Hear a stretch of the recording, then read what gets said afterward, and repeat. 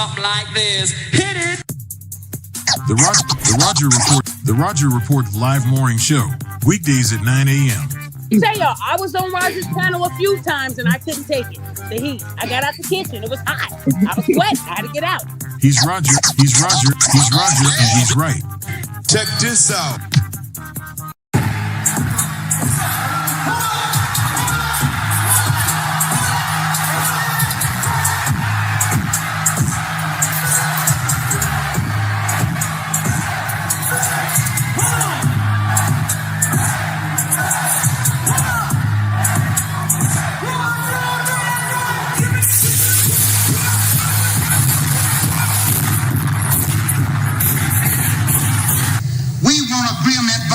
We can live or die. You choose. I have spoken to you a lot of times in hatred and anger, and you have not heard me. Well, you had better hear me today. If you won't listen to me when I make an appeal for the Negroes because you have no concern for the Negroes, listen to me when I make an appeal for America. You claim you love America. Well, we love America. But you are driving us back and you are making a Samson out of us, and we are going to pull down the pillars. And then you think we have no right to ask for something? Is it too much to ask you to grant us human dignity? Should we be put down and shot to death for this request? If so, you can aim your guns. What the hell do you think we care about dying if you're going to deny us the right to live?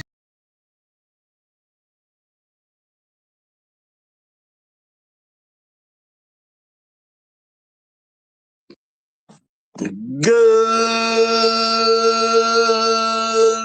morning, folks, and welcome to another edition of the Roger Report Live, the best show on social media.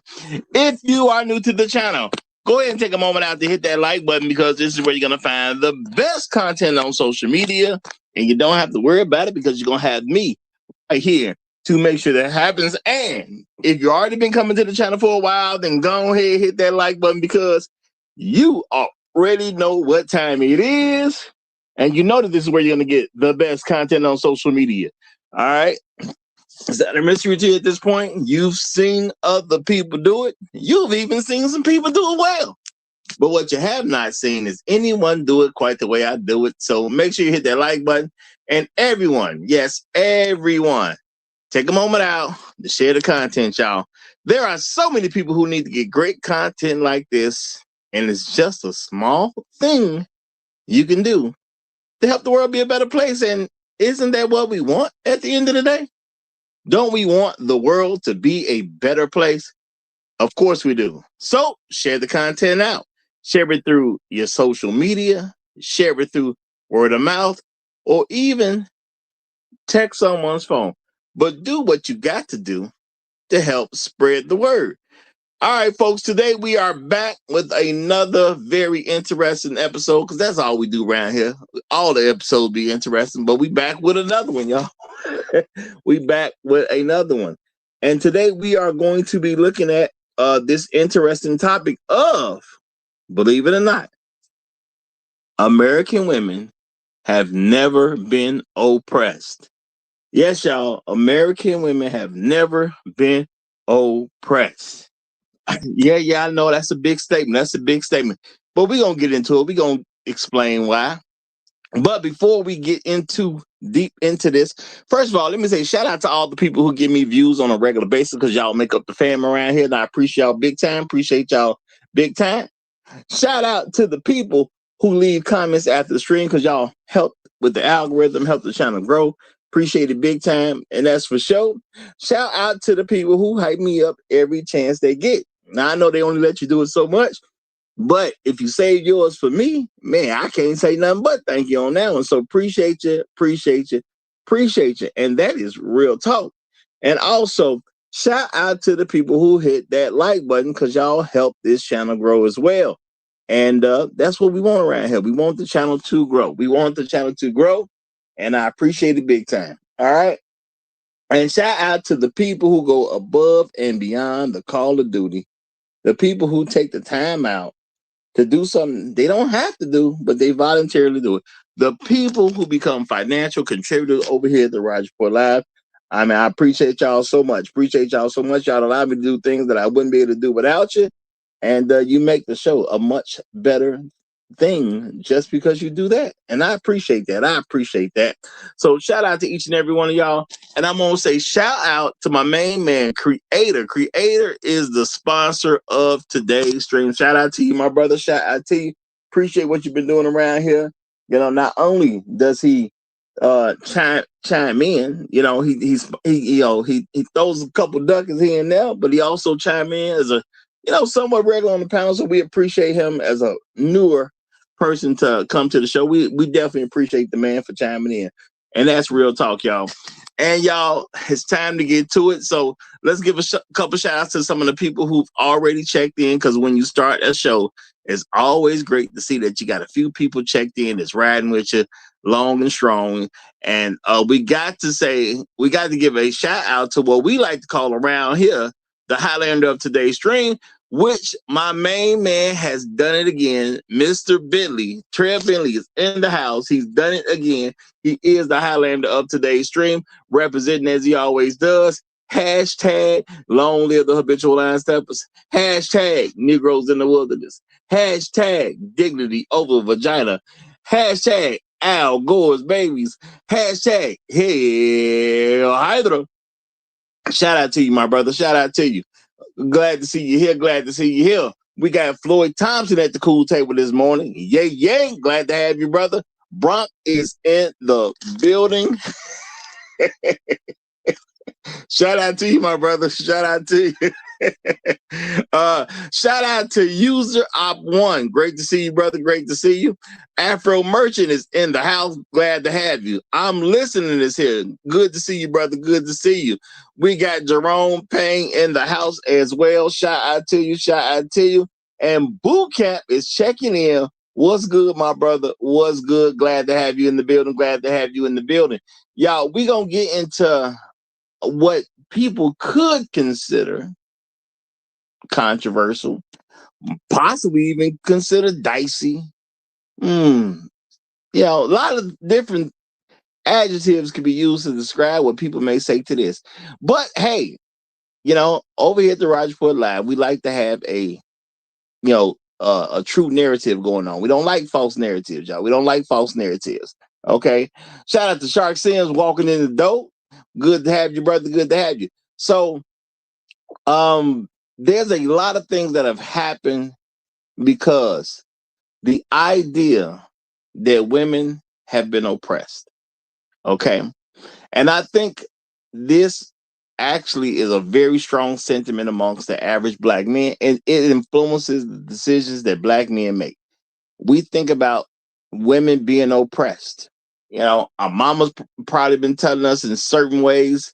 You know, she may not just come out formally and say, well, look, women have been oppressed in this country, blah, blah, blah, blah, blah. But she'll say it in different ways. And black men, we pick up this idea that women have been oppressed. And again, we make certain decisions because we understand that women have been oppressed. And we think about women dealing with oppression for, you know, years, decades, you know, even centuries in America. Now, America ain't been around long enough to say millennium, but, you know, we even think about it up to centuries.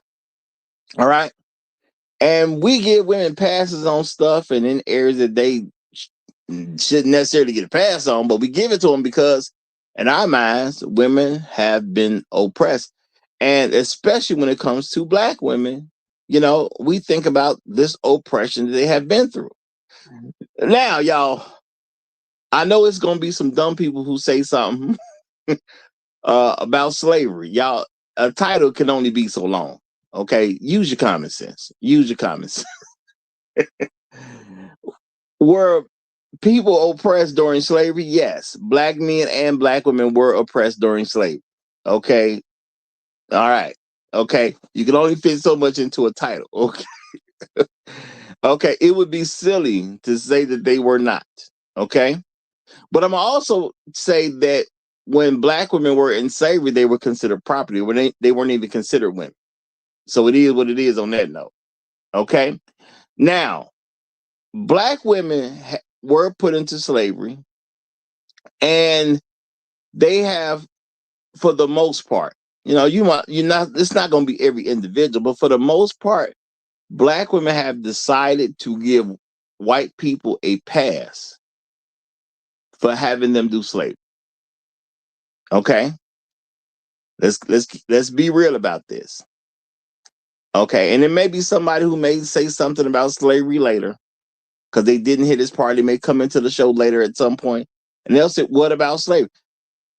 Black women have collectively decided to give white people, the women and the men, a pass when it comes to slavery. They gave them a pass. So for them, it's a non-issue. Okay? Slavery is a non-issue for black women when you talk about white men or white women.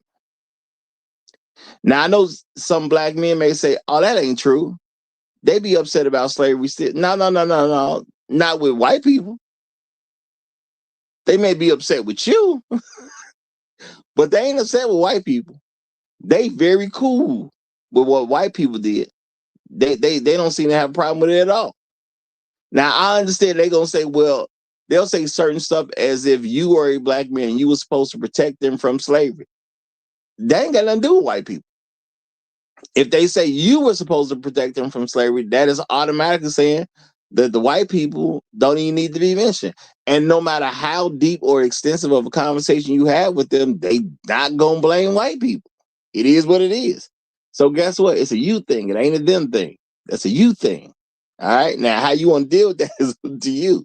But that's what you see, and that's what you hear when you start dealing with black folks, in slavery. The white people get a pass when it comes to the women. Okay. Now, can you find a black woman out there somewhere that'll say, no, I still got a problem with white people because it's like, I mean, you can find the guy with no legs. You just gotta look. Okay, you gotta look long enough, hard enough. You will eventually find a man with no legs. Okay, now you may want to check a hospital first. You may want to check a nurse home. You may want to check a veterans movement rally, a celebration or something for veterans. You can find a guy with no legs. You just got to put a little effort in. That's all. You just can't walk around anywhere looking for a guy with no legs and you're gonna get a quick and easy result. No, you got to go to specific places to increase your chance of happen to possibly find a guy with no legs. Well, you can find a black woman who's still gonna hold white folks accountable to slavery, at least in her mind. But you're gonna be looking. Now, where do you go to find her? Hey, your guess is as good as mine. Your guess is as good as mine. Okay, shout out to Jerome Payne. He said Keisha got her portion of butter biscuit, so all is forgiven. Well, you know what? That's a sentiment that you really can say for the average black woman. They feel they got theirs, so they cool. Now, so once you bring slavery off the table, let's think about this, y'all. Where have women been oppressed?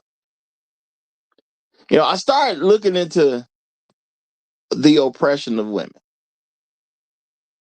Y'all know what I found out? Not that I didn't suspect it already.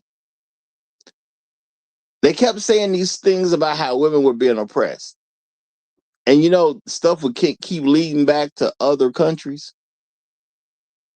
Yeah, stuff would lead back to other countries. Well, women were oppressed in this non-American location. Women faced oppression in this non-American location. Women fought for this in this non-American location. Now, I'm going to say in America, though, in America, it is true that women ask for some stuff. They never put up a fight. Okay? They have never put up a fight. They've never gone to war for anything. Y'all know when black people had, they was having an issue trying to get out of slavery. We had all types of rebellions that's going on. The white people didn't like reporting the rebellions because they didn't want the image of black men going out there fighting white men. So they didn't really promote that, but there was constant slave rebellions going on. Now, why am I saying this? Because that's blood. Okay, that's war. That's putting lives on the line. Black men were fighting, with a chance of dying every time in order to get us free. Okay, in order to get us free, they was putting their lives on the line. All right. Now, the major thing that happened was the Civil War. Now, what did black men have to do in that war? Again, putting lives on the line. Okay? It wasn't just no lip service. They was out there putting their lives on the line. And a lot of them died so we can get freedom. All right? Now, we probably should pay them more respect than we already do. Because these are regular men who was dealing with slavery, okay, which is a bad enough concept to even think about, let alone actually live through. And then those men had to take up arms so they can get us free. Okay, that's a whole lot to ask for a person to do. Okay, that's a whole lot to ask a person to do. But salute to every black man who participated. Appreciate you more than I can express. Okay, more than I can express. And that's real talk. So you got to fight to get stuff that you need to get. That's just how the world works when you're a man. Now, how does the world work when you're a woman? When you're a woman, you ask for it. And you know what happens? Somebody gives it to you. I did try to find the war women had in order to, quote unquote, not be oppressed. I said, okay, maybe it's not a whole war. Maybe it was just a battle. So I looked for the battle women had to not be oppressed. Okay, I ain't see that one either. All right. I said, let me look for the skirmish that women had to not be oppressed. I didn't see no skirmish either, man. I didn't see no skirmish either. Now, what I did do, I listened to a bunch of women talk about how women were oppressed and things they did, and how women wanted rights for this and rights for that. And you know what? They got it. Believe it or not, they asked for some stuff and it was just given to them.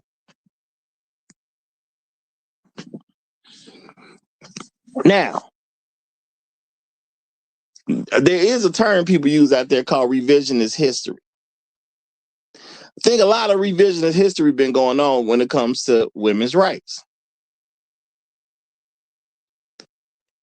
Now, this is the thing. People say, well, back in the day, women didn't have this and women didn't have that. Well, let's keep in mind, people, before America was established, you had people coming in to where America is now. Okay. They come to where America is now, and they got traditions that they already brought over from other places. And they just kind of kept those traditions going. Okay. They kind of, kept them going. Why not?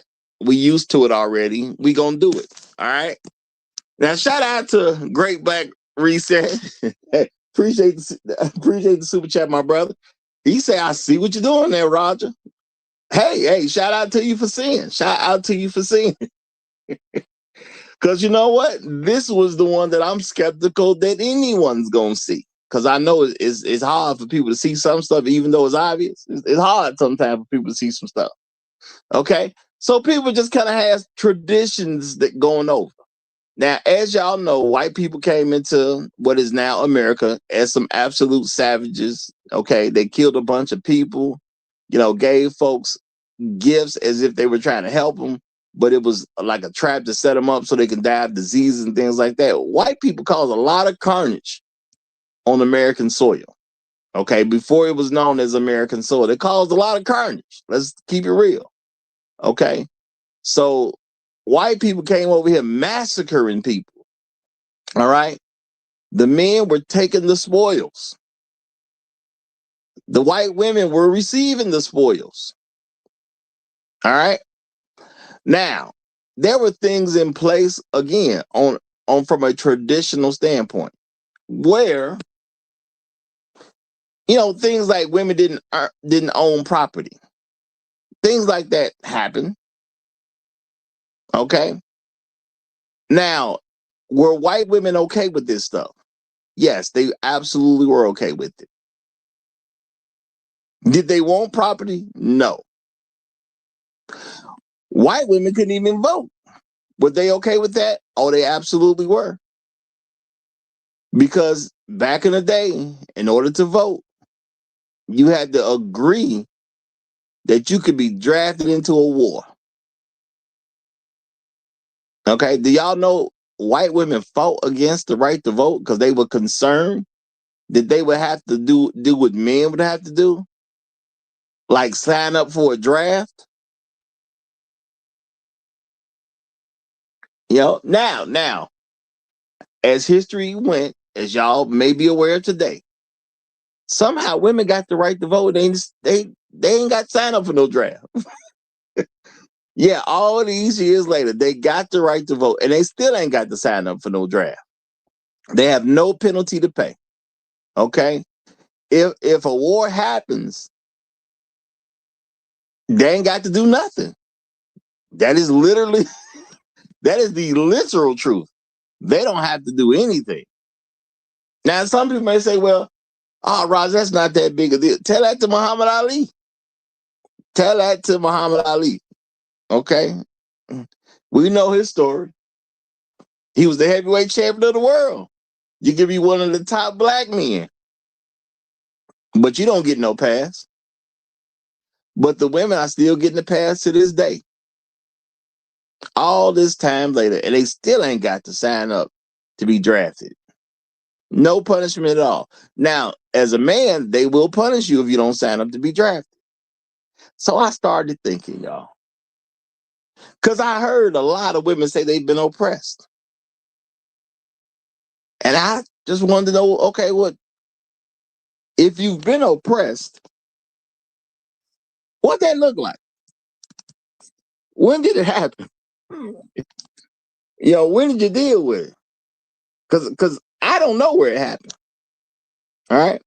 Now, there were people who say, well, people fought for this and people fought for that. Well, when you think about fighting, it depends on what your context is. No, there was some women asked for some stuff and they got some stuff. No one picked up a sword. No one picked up a gun. All right. It wasn't one fight that they had on record so they can get equality. None. Women have had a track record in the United States of America that if they ask for stuff, they'll just end up getting it. And they don't have to do anything. They don't concede anything. They just ask. They ask. Now, it may take them a second to get it. It's not like they ask as a collective and then they get it the first day. No, they'll ask. Some stuff will be made, and then somebody will make a decision, and they'll, hey, women want this. Let's put it into this bill, and then women get it. Now, do women get everything they want? Yeah, pretty much, yes. Okay. What I have not discovered is a thing that women been asking for that they have not gotten. Okay.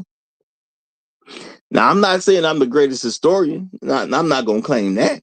But what I am going to say is I do not know of the thing that women asked for as a collective that wasn't just given to them. The major stuff was given to them. If you could say something is minor, the minor stuff was given to them. Now, I start wondering, how can the people be oppressed when they just get the stuff that they ask for? Is that oppression? Because it just don't make a lot of sense to me. Okay, now things may make sense to y'all that don't necessarily make sense to me, and I accept that. I accept that. You know, but I always kind of thought oppression was like a quote unquote bad thing. It's not like a thing that you sign up for. It's not a thing that you agree with. It's not a thing that you think is protecting you. It's not a thing that you believe you should have. It's kind of like a thing you ain't supposed to have. Okay? A result that you believe that you don't deserve. You know? But hey, that's just me. Okay? That's just me. You know? So, oppression is supposed to be this negative thing. To be oppressed should be a negative experience. Now, y'all, I actually looked up the word oppression. Okay? Merriam-Webster, used it in that dictionary when I was a kid, so I try to use it now. You know what it says? An unjust or cruel exercise of authority or power. Wow. Okay. An unjust or cruel exercise of authority or power. That's interesting. That's interesting. Okay. That's A, y'all. That's 1A, as they say. 1A. 1B, just so you know. Something that oppresses, especially in being an unjust or excessive exercise of power. It's deep. It's deep. Okay? Oppression, y'all. So I say, man, have women been going through some unjust stuff? Have they been treated cruelly? Now, again, y'all, I'm not going to say in other places of the world you can't, quote unquote, make a case. All right? Maybe you can make a case in some other parts of the world. But a collective oppression for women in the United States of America. When that happened? Now, I ain't going to say, black women, when they were slaves alongside black men, that they didn't have to deal with some level of oppression. I think that's kind of obvious. Okay? And unfortunate as that was, it came to a collective stop because keep in mind, y'all, slavery's still legal. As long as you've been convicted of a crime, still legal. But it came to a collective stop in 1865. So black men fought so women don't have to be oppressed anymore. And I don't know who else did. Okay? Remember, y'all, white folks was not in the Civil War to stop oppression. They was in the Civil War to keep the country together. It's just they couldn't find a way to keep the country together without the stoppage of slavery. So they didn't fight to stop a woman of any kind to be oppressed. Only black men did that.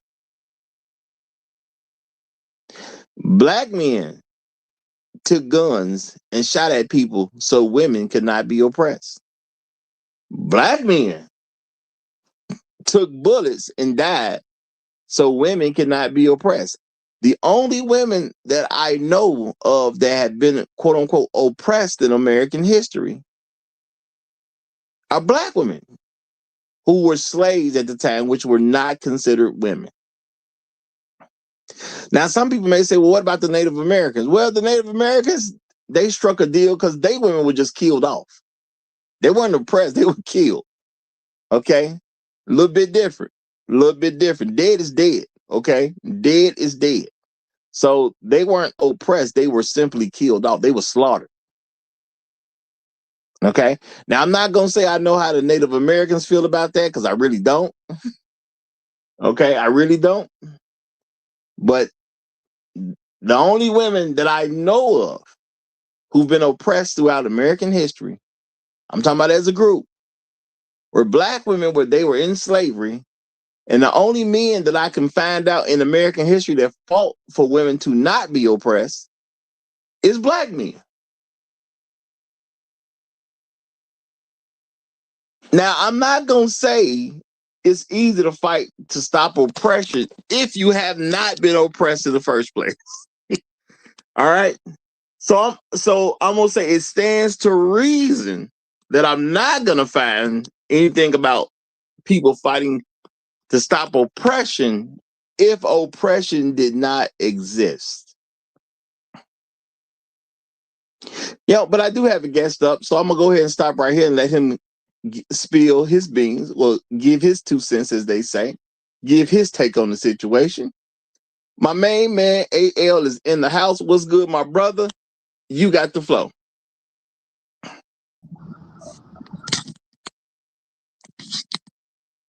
AL, you are on mute if you're talking. What, no intro? Oh, it's all good. Oh, no, I ain't been doing that for a minute. My bad, brother. Oh, damn it, boy.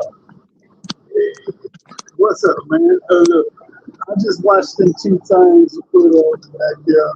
Shout out to that Chadwick Boseman and his philanthropy, paying a $900,000 medical bill. It's beyond me. Look, seeing as how he was going through the similar same cancer and whatnot, I guess he felt a kindred spirit for that child in that family. Shout out to him for his wife was responsible, no one too. But he did a good deed, and therefore happy for him. Now, this feminist crap that I just watched, that's exactly what it is. It's total crap. I don't give a damn about their plight. Who gives a damn? They was concubines from the beginning. And the only people who did free them was us. And we still ain't got no credit for it. All the men that been sacrificed, lynched, castrated, hung, all that. And they look up today. Do they ever pay homage? Do they? I'm talking about their black figures. I'm not thinking about nobody else because I don't consider them a noble cause worth fighting for or cheering for. I eat a white woman. I'm not finna even root for that crap. But back to these black women, who cares? You've always been concubines. He brought you over here for the specific, explicit reason to breed. You are a breeding vessel. You are a breeding carrier. That's all you can do. Nothing more, nothing less. But I'm supposed to have empathy for them? No, I got a daughter, and I still ain't. And I still don't. Got an ex-wife, and I ain't, and I still don't.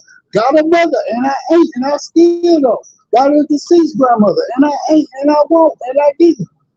I'm not. This is about mankind and mankind alone. And if they can't get on board with the fact that men started this shit, men run this shit, men control this shit, what are you fighting an uphill battle for?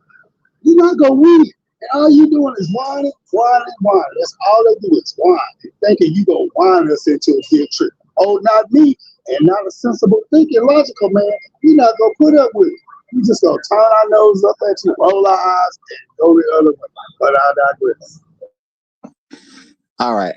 Now I didn't catch everything you said because I had to go adjust my audio because I couldn't hear the way I was supposed to. Now I'm just gonna say I did hear you say something about women being vessels for reproducing. I'm gonna say, yeah, that's true. They've been a vessel for reproducing, but now if we are realistic, they have been That's all they're capable of doing. And they don't even want to do that is not true, because women have done. What are they useful for? What you tell me? What are they truly useful for? No.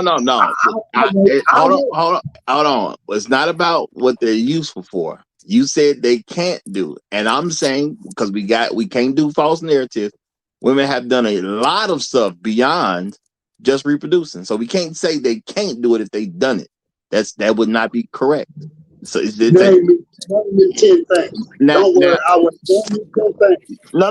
The thing is, it's not about how useful it is, but they have done it, because women have been scientists, women have been cheerleaders, women have been teachers. Okay, women have been driving instructors. Women have had all kinds of jobs. So we can't say they can't do nothing, because that's, again, just not true.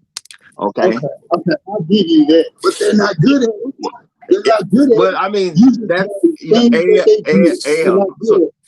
that's your. I mean, you can have that opinion. That's very. I mean, there's nothing wrong with having that opinion. On the pedestal, bro. You can do it. I'm not popping them up anymore. I said you can have that opinion. I have not asked you at all. Okay, I'm just trying to get another guest, because we got another guest. All right. We have today oppress my YKW. I don't know what that means. You can explain it to us, but you got the flow. Happy Tuesday, everybody. Can I be heard? Yes, you can be heard. All right. The name is Oppress My You Know What. Okay. Okay. How are they oppressed in America? Because last I checked, they wanted y'all Negroes to make 6 figures, and pretty much overnight. I've seen many of y'all claiming that y'all started making 6 figures, because that's the new quote unquote standard. Like I always say, when hoes say jump, y'all Negroes say how high. They would say they wanted taller men. I've heard men started to go to get surgery to get their legs longer, because apparently 6 feet is the quote unquote new standard. They said they didn't want y'all to have receding hairline. And I saw y'all running to all kind of other countries to get your hairline fixed. How is somebody being oppressed, but on the other side, receiving everything that she asked for, although she does not deserve any of that? Y'all bunch of sorry Negroes. Y'all bunch of Adam descent. I'm ashamed of y'all, because everything these brothers ask y'all give it to them. And I'm gonna put the mic down for now. All right, now I'm gonna say, y'all, there is a thing called American history that we can look through, and I guess for whatever reason, men haven't looked through it the way they should. Okay, now hold fast. We got a super chat from the Great Black Reset. He says, Black women have been oppressed by AL. Okay. Now, of course, he says that jokingly. He got the laughing emoji, so he just said it as a joke. Yeah, I'm their oppressor. I'm gonna put them down. I'm not gonna lift them up for what? What? Well, today's show is not about, you know what I'm saying, lifting them up per se. It's about, I'm looking in history, because see, this is the thing. A lot of men do a lot of bending over backwards because people say women have been oppressed. So I just looked to see if this is true or not, because I didn't even understand anything where, you know, that I've learned throughout my years where women have actually been oppressed. So I said, okay, let's see what it is. Now I go to y'all, I went to a lot of content by women. Okay, these are, a lot of them were identified as feminists, and a lot of women, you know, they gave outtakes on or their perceptions, their opinions on all kinds of stuff. Now I left a couple clips in the description so y'all can see a couple of the things that I saw. Wasn't all that long. I gave y'all about 20 minutes of stuff, but you know what? Shout out to AL for reminding me. I didn't give props. So shout out to Chadwick Boseman. Look what he did before he passed away, because we know that man was a great man, but he unfortunately passed away. Look what he did before he passed away. Random young lady needed some medical bills taken care of. He's in position to handle that. Just handle it. Okay. Yeah, you know. So he took care of almost $1 million of medical bills for a random person to him. Okay. Like I said, regardless of what people say, black men do great things on a regular basis, which is why I say I'm gonna, continue to make efforts to highlight some of this stuff, because I got all this stuff that black men have done that people don't say nothing about or act like we just ain't doing. But I got a ton of stuff about what black men done did. Okay, and I don't have to go looking for it. It's there. Okay, it is there, and that's just another great thing Chadwick Boseman did. What did he do? He helped out somebody who just wasn't in position to handle things on their own. And if you run a bill up of $900,000, now y'all got to understand this was some girl. This was some girl. So her family would have to take care of this bill. I don't know about you, but if I get a $900,000 bill, it's going to take me a minute. Okay. I ain't just going to my bank account paying that tomorrow. That was my daughter, and it was $900,000. I'm pulling a cord. I'm sorry. I'm gonna make sure that life insurance policy is paid up on, but I'm pulling that cord because I can't afford that. I mean, shit. You call it what you want to. He's me. Hey, look here. If you in that position, you would do the same thing. What? I want her to live. Look at it. When she do finally pass away, you still gotta face that goddamn dick. When you could have hit that in the bud early on. Well, because we don't, I mean, I totally get what you're saying, but because we don't know the exact medical condition, maybe she wasn't at a life-threatening type situation. We don't really know. But because it's a real thing that some of us got to deal with that decision, because you have a friend or family member that's on life support. And if you're the husband, you're the father, you're the brother, and you got to make that life support decision, a lot of people gonna say, well, go and pull that plug because they just don't have the money to take care of it. But we don't know exactly what her condition is. So I almost say maybe she wasn't at a life-threatening point. Maybe she wasn't like a life support. We don't actually know. But, that's a very real thing that we have to consider. Very real thing, And so shout out to Chadwick for that, because that's as real as it get right there, y'all. Because and maybe y'all ain't never had to make that decision or know anyone who had to make that decision. I've had a friend, recently within the last year, where his family had to make that decision. That man was on life support, and they had to make that decision. It's a tough call, but that real people got to do real things sometimes. So shout out to Chadwick for blessing that family, because trying to pay off a $900,000 bill, that take me a minute. I'm not paying that next week. Okay, the bill collector can call me. Hey man, I don't know what to tell you. We're gonna have to do this because that's not an easy bill to pay. But back to the subject of the show. You can go to the Harry Way credit bill. You go to Hell and Wait, and when you get an answer, come back and let me know. Yeah. But back to the subject of the show.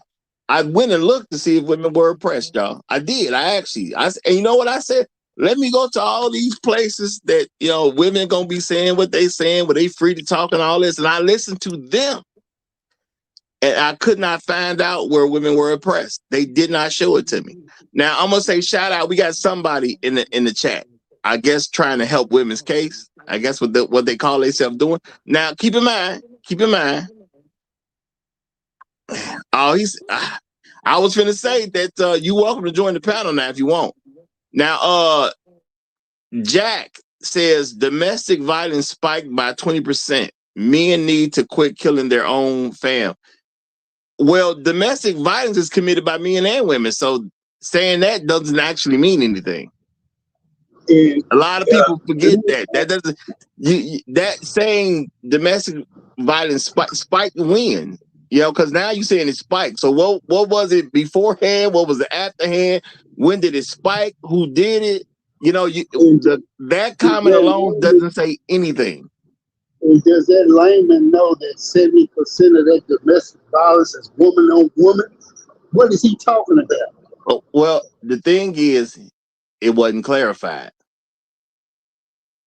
Now hold on. That he actually made a comment underneath that. He said 9 out of 10 deaths were women, and I'm gonna say no, because I've looked at the domestic violence stats, so it definitely was no 9 out of 10 deaths were women.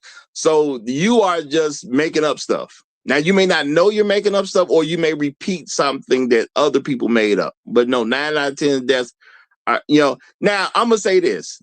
Men should kill women more if they get into a fight, because who gonna lose to a girl, as they say. So, and you got to understand, domestic violence means that two people who have a voluntary relationship start fighting each other. If you died because you fought your boyfriend, that's kind of on you. That's not a issue, nor is it oppression. A lot of people forget that relationships are socially voluntary situations. Okay. Right. We turning that around. No. Hold on, AL, because I need people to understand this. These are socially, voluntarily situations. So if you say something about domestic violence, you're talking about some woman fighting her man. Again, that's something that's also voluntary. You don't have to fight anybody. As a woman, you could just walk away. As a woman, you do not have to be in a relationship with a violent man in the first place. And as a woman, you do not have to be violent. So if you, as a woman, like violent men, and you like being violent, and you have a fight with a man that you choose to be with that you don't even have to know, and you lost the fight and you die, that is not oppression. That is something you are interested in. And y'all have to understand this. There are people, for whatever their reasons are, they like danger, they like destruction, and they like death. It's a very real thing. So you can't just throw something out and pretend that it's oppression when it's not. Oppression means you're suffering something that you don't want to suffer, and you don't have no way to get out of it. I can't oppress you if you're volunteering to be there. Okay? So, I mean, men died in the military. Okay? I'm sure they died daily. I'm pretty sure on 365 days out of the year, a man is going to die that's in the military. I'm sure of that. Okay? I ain't even checking no records. But we know that's a very reasonable assumption. And on leap year, 366 going to die, at least. Are those men oppressed? Because they didn't have to go to the military. They literally signed up for it. So just because somebody dies does not mean someone's being oppressed. See, a lot of times people try to add stuff in that don't actually make sense if you just take a moment to do a little bit of thinking. Now, I'm not saying Jack is a bad person or Jack trying to start some mess. I'm just trying to tell Jack, you got to put your thinking cap on. Think about the stuff you're saying before you say it, okay? Because even if you're making a comment in a public space. So think about what you're actually saying before you just say it. A woman who can't beat up her boyfriend and she ends up dying because she tried to beat him up, yeah, that makes sense. Because the average woman is not going to beat the average man. Just is what it is. But that's not oppression. If it's domestic, that means it's a relationship going on between the two, which means she don't have to do it. She literally signed up for that. That's not oppression. Okay? And shout out to Shark Sims. He said AL's audio. I think he meant to say oppressed. Okay? That's what I believe he meant to say. AL, they're getting on you a little bit for your audio, but don't worry about these cats. As long as we can hear you, man. As long as we can hear you. All right. I'm not, man. Trust me. All right. Now I'm gonna say this, y'all. At the end of the day, we got to be serious about stuff that we say. And I'm bringing this up because, again, a lot of people do things because this idea that they have that women have been oppressed. Again, I went back to look at all this stuff that women were putting out. Okay. I ain't going to say I didn't see a man here or there, but I went to go listen to the women themselves so they can explain what they got going on. And you know what I found? For the most part, nothing. I didn't find anything. I didn't find any sign of oppression. Okay. And I understand that y'all people say, well, women couldn't do this and women couldn't do that. Well, they didn't do it traditionally. They didn't ask for it. But you know what happened when they asked for it?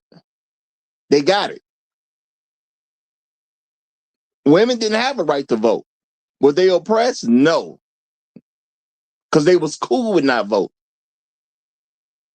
When voting came up, did they want to be in the same position men were in order to vote? They said no.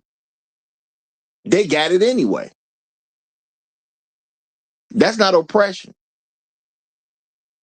That's called asking for something and getting it. Okay? How do you ask for something and get it and you're oppressed at the same time? Again, y'all, it doesn't make sense. It doesn't make sense at all. But we got a new guest who just came up. So we're going to get a flow over to White Sox fan play ball. Okay? Glad to have you here. Glad to have you here. You got the mic. Hello, hey Roger, it's just me. It's, Hey, I got to call you what the name on the screen is. Okay, I, White Sox fan. But that's a good team. That's a good team. I can rock with that. outside of Chicago. I just think that women were traditionally oppressed, both through political, social, and political means. Like oh, it's not good for women to be talking amongst men. It's not good for women to have political views. There's ways of oppression. Yeah, we asked, but they weren't giving it to us. We were oppressed. Like this isn't a pretend. We weren't allowed into military. We weren't allowed to go for further education. Oh, you can't sit up there and go and get a degree in physics. That's a man's job. So yeah, we were. So we had to ask. It's a shame we had to ask. We didn't have to ask for rights to vote. This whole country was founded on no taxation without representation.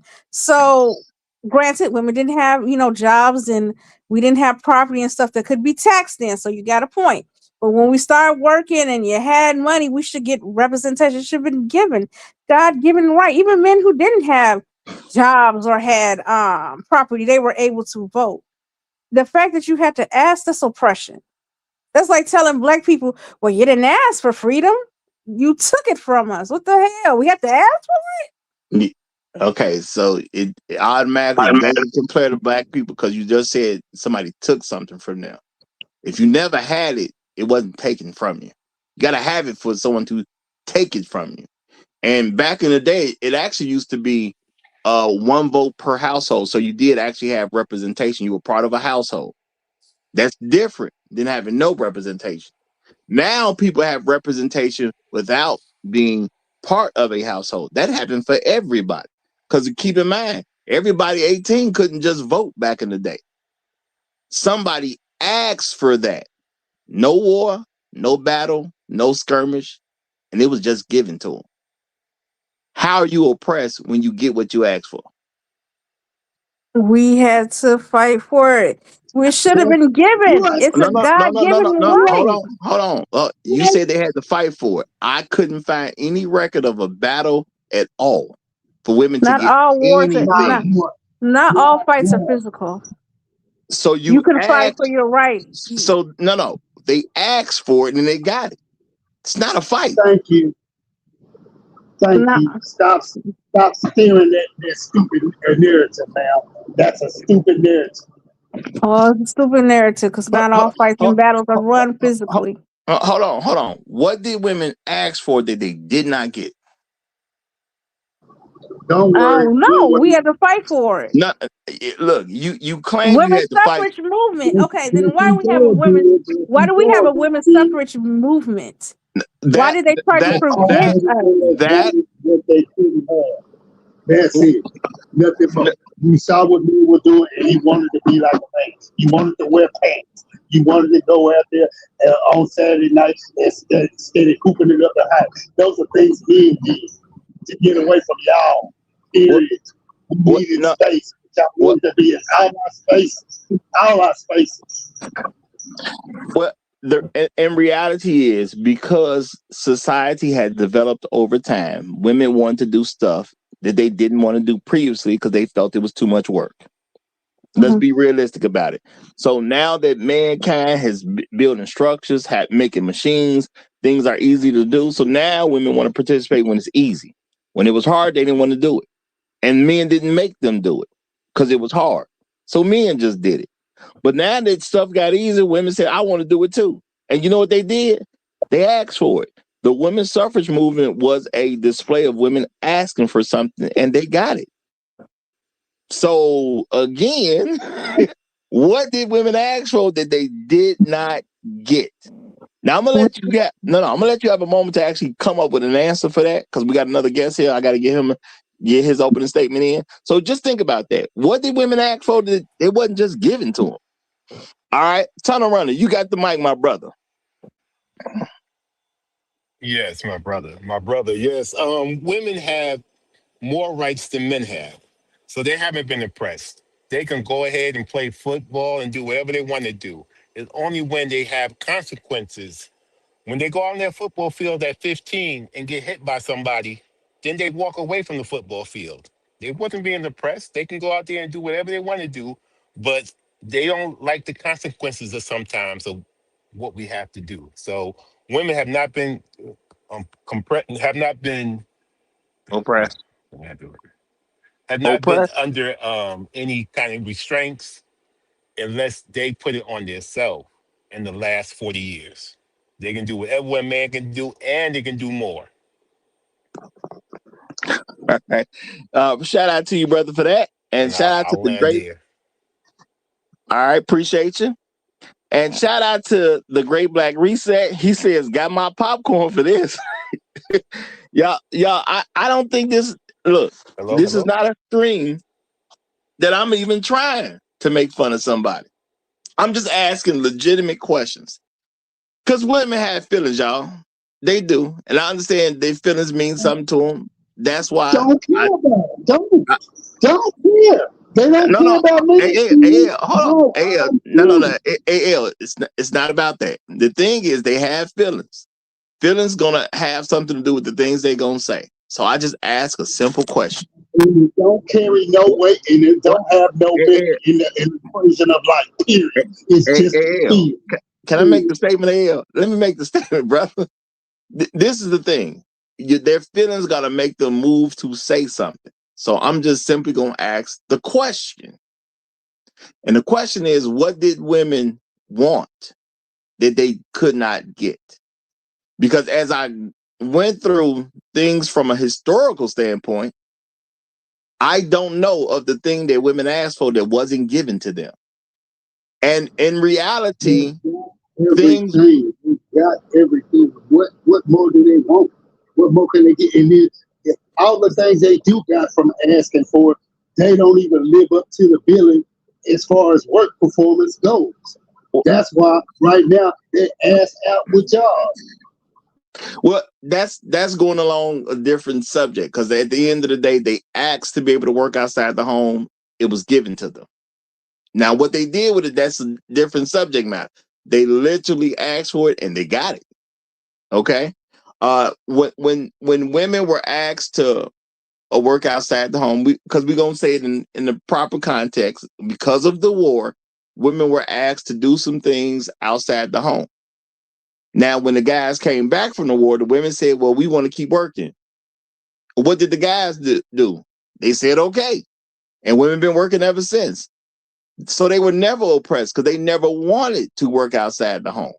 In order to be oppressed, you got to want something and somebody deny you of it. that never happened to them. When they wanted to work outside the home, which was after they were asked to do so because the men were at war, they kept working. So what is there to be mad about? You got what you wanted. So that's not oppression. Shout out to the Great Black Reset. Appreciate the super chat, my brother. He said Roger was oppressed. White Sox freedom of speech. Not at all. Not at all. I'm just making sure all the guests get their opening statement in. That's all. We wasn't oppressing nobody's freedom of speech. She can say what she want to say. But, you know, you got to let other people get their opening statements in too. Okay? That's all it is. Now, if you think about it in, like some people jokingly say, womenese, now you can say that that was oppression because at the end of the day, you know, if you believe other people can't speak and you can because you're a woman. Now, I'm not saying she was doing that. I'm not saying, I just don't think she realized another guest was up. That's what I personally believe. You know, but, you know, there are women who will be like, well, no, I want to talk and y'all can't talk, blah, blah, blah, and just keep on going. So there are women that's going to do something like that. Now, shout out to Elder Blood. He said, Roger, please read my comment in the book. Okay, you got something. You got something. Okay. He says, Elder Blood says, black men suffer Holocaust. Excuse me. Black men suffer Holocaust and white women suffer extreme oppression by white men, while black women chose to be the white man's best friends, lovers, caretakers, and baby makers. Black history excludes relentless black mistresses. Well, I mean, we do know after slavery came to an end, a lot of black women still wanted to kind of, you know, be next to white men at the end of the day. I mean, there's a reason that black women have basically forgiven white people for slavery because that's just what they wanted at the end of the day. You know, they like the ideal of being up under that white man. And at the end of the day, it is what it is. Now, I can't call that oppression.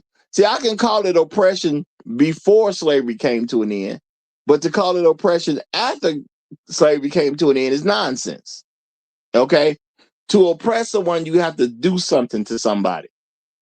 Okay? Now, again, if you start connecting it to black women, which weren't considered property, now you got something to say. Matter of fact, I would even give some credit to the Jim Crow era. I can give some credit to the Jim Crow era, even though it wasn't really about them per se, but technically there were rules on the books for that black women still had to abide by. So we can give black women up to Jim Crow. But women from a general context in this country, so if you were a non-black woman, you weren't oppressed at all. Okay, you just weren't. All right. And if someone thinks I'm wrong, you got to give the information to say how I'm wrong. And I think a lot of people, they depend on people not knowing and not caring enough to look to just accept anything they say. Because a lot of people have been saying women have been oppressed. I looked for it. I did not see it.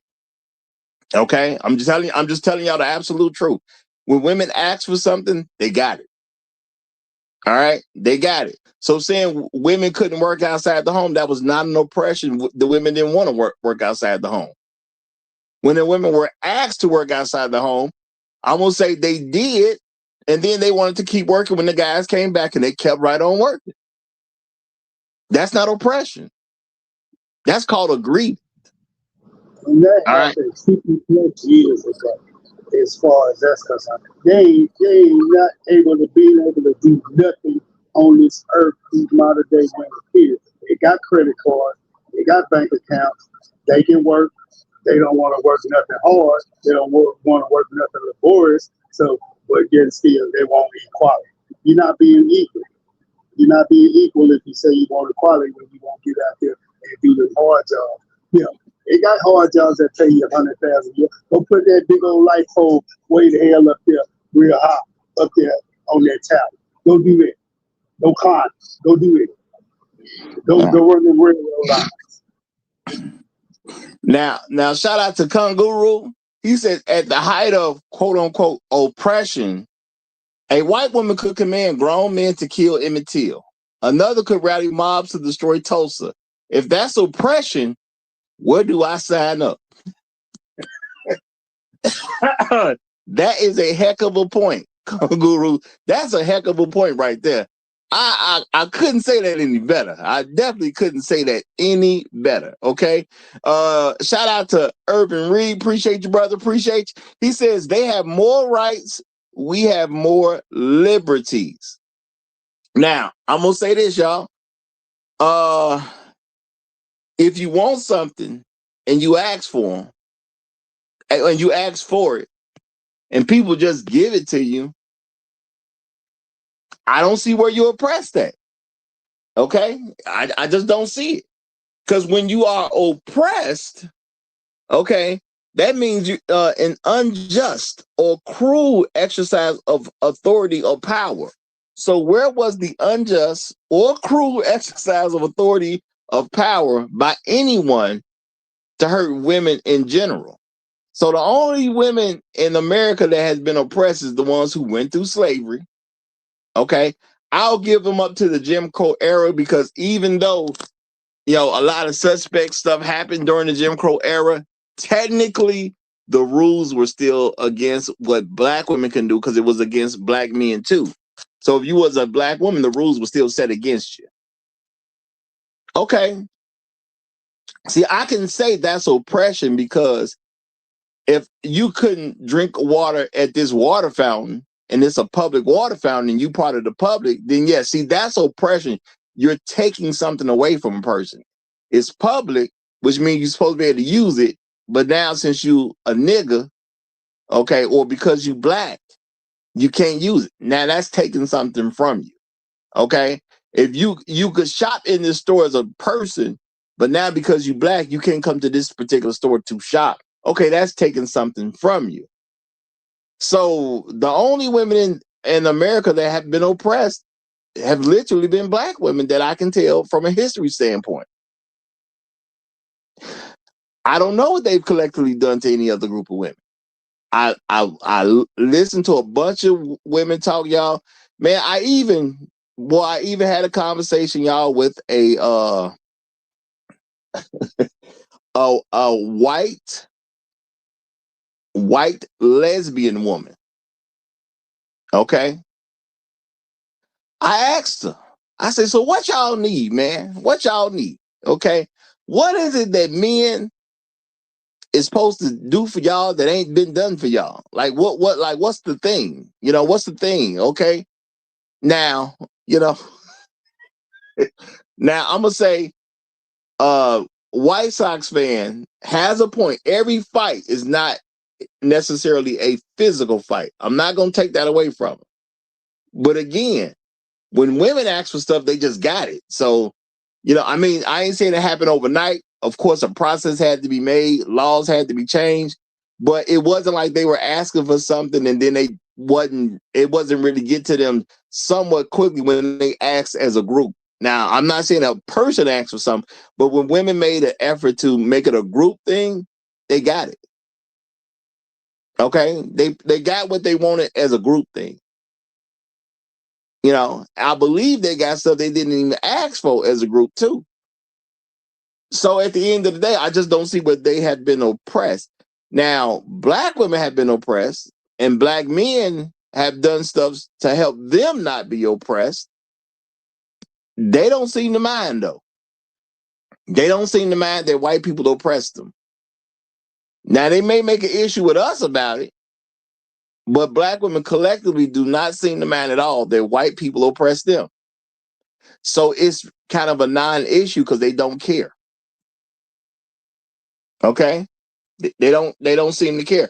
Now again, y'all, and for anyone listening in the cloud or whatever, there is a link in the chat. If I am wrong, or if you got something better to say, people are welcome to join the panel. Okay, because we don't like false narratives. So if there's some correct information that needs to be distributed, come on. Okay, but at the end of the day, oppression means, an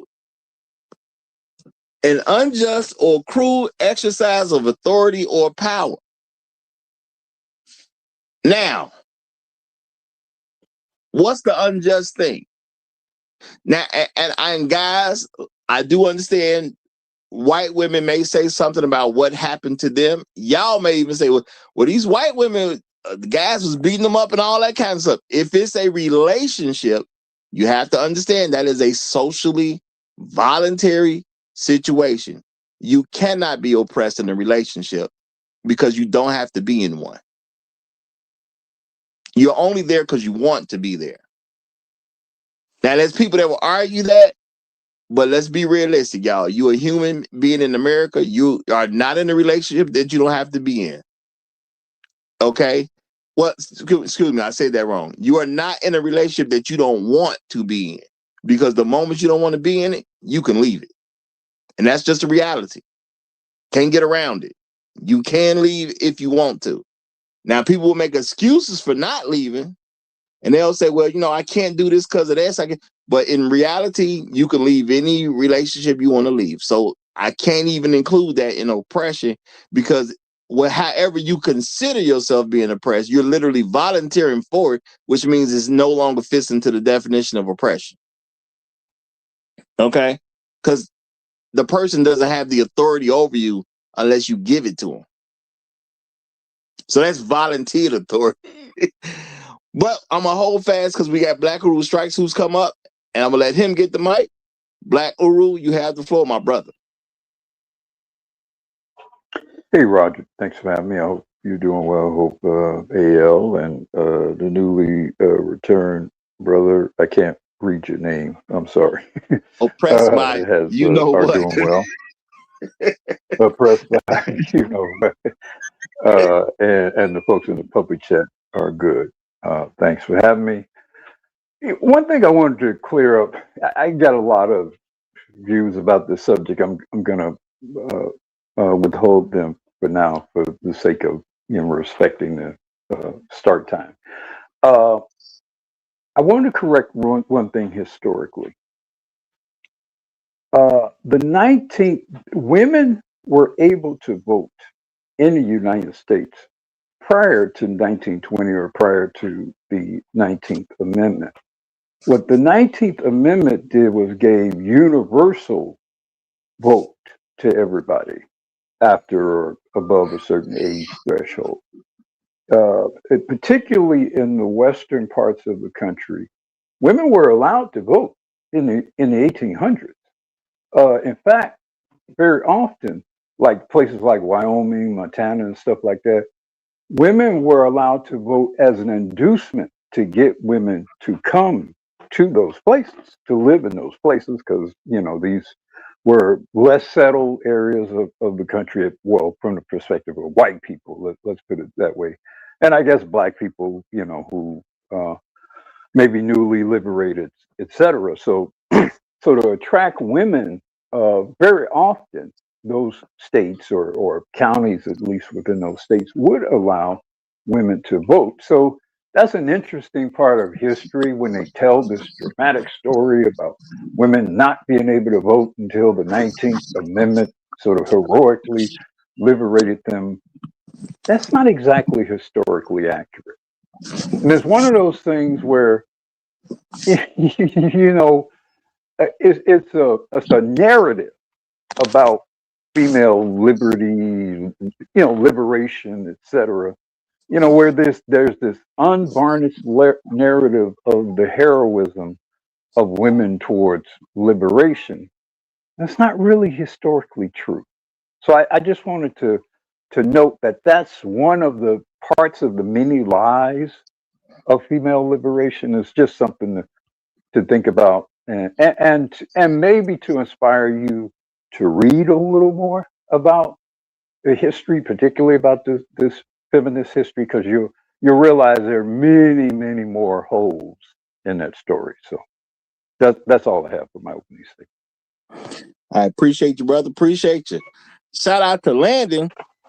Landon says the only women oppressed in this country are black women, and it's because they're black, not because they're women. I think Landon made a huge extreme point right there, okay? Because that's kind of very real. Because black women have been oppressed because they were black. when it comes down to slavery. And again, I'm gonna give them Jim Crow because the rules on the book said what they couldn't do because they still were black. So I can say, hey, they were oppressed due to their blackness. Now, beyond once Jim Crow officially came to an end, then no women were oppressed. Okay. And I get it, y'all. Some people may say, well, look at the title of the show. You can only fit so much stuff into a title of a show. Okay. Before it's looking ridiculous. Okay. So yes, other than black women being oppressed because they were black, I just don't understand where oppression came from. Because again, when you want something and you ask for something and you get something, that doesn't sound like oppression to me. So telling me a woman couldn't do this until, well, women didn't want to. Their traditions were already happening. And again, women did not want to do the hard stuff. That's a historical thing that still goes on to today. Women, for the most part, do not like doing hard stuff. They rather men do the hard stuff. They've always been able to go do the hard stuff, as they say, but they voluntarily didn't do the hard stuff. And since men wasn't making them do it, they left it alone. So now that it's not so hard anymore, sure, I want to do it now. Now, y'all think about it. You're a woman you're a woman in the 1700s. Do you want a house of your own? Because how do you get a house in the 1700s of your own? Unless you're going to go out there and chop them trees, make some plans and build it yourself. How you going to get one back then? See, a lot of times we don't look at history and the condition that people had from a historical standpoint. If you was one of the first people here, okay, they say Columbus came here in 1492. All right, they say the slave trade started in 1619. Okay, so if you was here even before America was America, if you were here at 1555, how you gonna own a house? Do you want to own a house? Because it's a lot more than getting a loan to own a house at that particular point. No, you got to go chop something down and build it yourself back then. So we didn't have a housing industry like we have now. Now we got companies that specify in building homes. You didn't have that back then. So it is what it is. But I'm going to stop right here because Inspired Truth Broadcasters joined us. So I'm going to go ahead and let him get in. Inspired Truth, you got it, my brother. First off, peace to you, Ross. Peace to the panel members. And I hope everybody on the chat is having a wonderful, wonderful Tuesday. Hopefully I'm coming in clear. I have like a little bit of spotty Wi-Fi, so I cut that darn thing off. You all right, brother. You all right. All right, excellent. Gosh, I really wish the White Sox fans were still up on the panel because I wanted to kind of dive into this whole concept of presenting the outliers or the exceptions as the rule. Like, we really don't have a whole lot of women that want to be like combat pilots and like a majority of women that necessarily want to be physicists or that are women that want to be a derrick man on an oil rig and stuff like that. Like we'll have some of that, and it's great that we can have the ability for people that are outliers to go and do that. But for the most part, like women want to be women, man. Like I'll go and I'll hear like some of the ladies that decide to go and travel abroad with their husbands. They're like, they're happier that they get to do away with that type of system that we have here where we really kind of treat folk like the same thing, that they want to be actual women and serve and actually be in a woman's role. They don't necessarily want to do a whole lot of like guy type jobs and stuff like that for real. But we'll have our framing here where we've done this whole gender flatness where everybody's perceived to be the same thing or should want the same thing and should be in the same type of field or whatnot. And like objective reality just doesn't really show that that's actually a thing that really scales on a mass level. So I think we gotta kind of get around this idea of presenting the exception as the rule and pushing this whole concept of gender flatness. And I Okay. guess that's where I'll land the plane.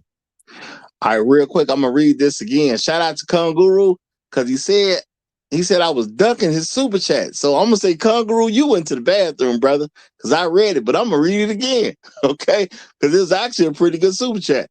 He said, at the height of quote unquote oppression, a white woman could command grown men to kill Emmett Till. Another could rally mobs to destroy Tulsa. If that's oppression, where do I sign up? And I agree that that's some sweet oppression right there. That's some sweet oppression. If that's what I can get for being oppressed, then yes, I'm right behind you in the line. I'm the second one trying to sign up for that type of oppression because that sounds great to me. Okay, that I'm oppressed, but I got all this power I can use to exert stuff on. Heck, I can get a boy killed for not even whistling. Yeah, because keep in mind, it's a narrative that Emmett Till whistled at that woman, but the woman said in the book that he didn't even do it. So he literally got killed for nothing. That's a good point because, like, there's a difference between visibility and power. Like, just because you're not out there up front in the face of everything all the time doesn't mean that you're not doing things behind the scene and causing the crowd, the mass hysteria, and the pitchforks to come out behind the scenes. Yeah, and and I understand having a title like this, there could be some people who may see it and get a little bit offended, but the reality is oppression is oppression. And if you're not oppressed, you're not oppressed. So when I look to what women were quote unquote doing or quote unquote call themselves fighting for, whatever the case is, they just simply asked for stuff and they got it. No battles, no skirmishes, no wars. They just asked for stuff and they got it. And I'm gonna say a lot of people forget that because of technology, women start asking for stuff that they never asked for previously. Okay.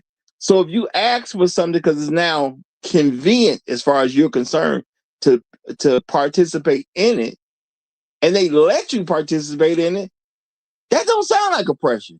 That sounds like you was happy at home without a responsibility to take care of yourself, and women enjoyed that. Now, because men gave women what they asked for, now women have to go work to provide for themselves. That's not oppression. That's just women ask for a change. They gotta change. And now if you don't want to take care of yourself, you have to go find a man who's willing to do it for you or somebody. But hey, the feminists say that's you being oppressed. If you find a man who's willing to take care of you, you are facing oppression because you have to answer to the man that's taking care of you. Well, I mean, if that's your ideal of oppression, I don't know what to tell you. Okay, Yeah, because you can go work for yourself. Go ahead. yeah, it's wild. Like the way that this really worked out is like you have people in mass, like the masses were cool in their role, they're happy in their role. They got some of them got bored in their role, and so now you got a paradigm shift, and you have all of this extra stuff that doesn't necessarily work. Like you had a system that like worked for thousands of years. We said scrap that system because of boredom, and now you have what you have today where everybody's just kind of like confused and kind of fractured and doing like childcare in terms of like a surrogacy type situation in a way. If you think, look, we're subbing it out. All right.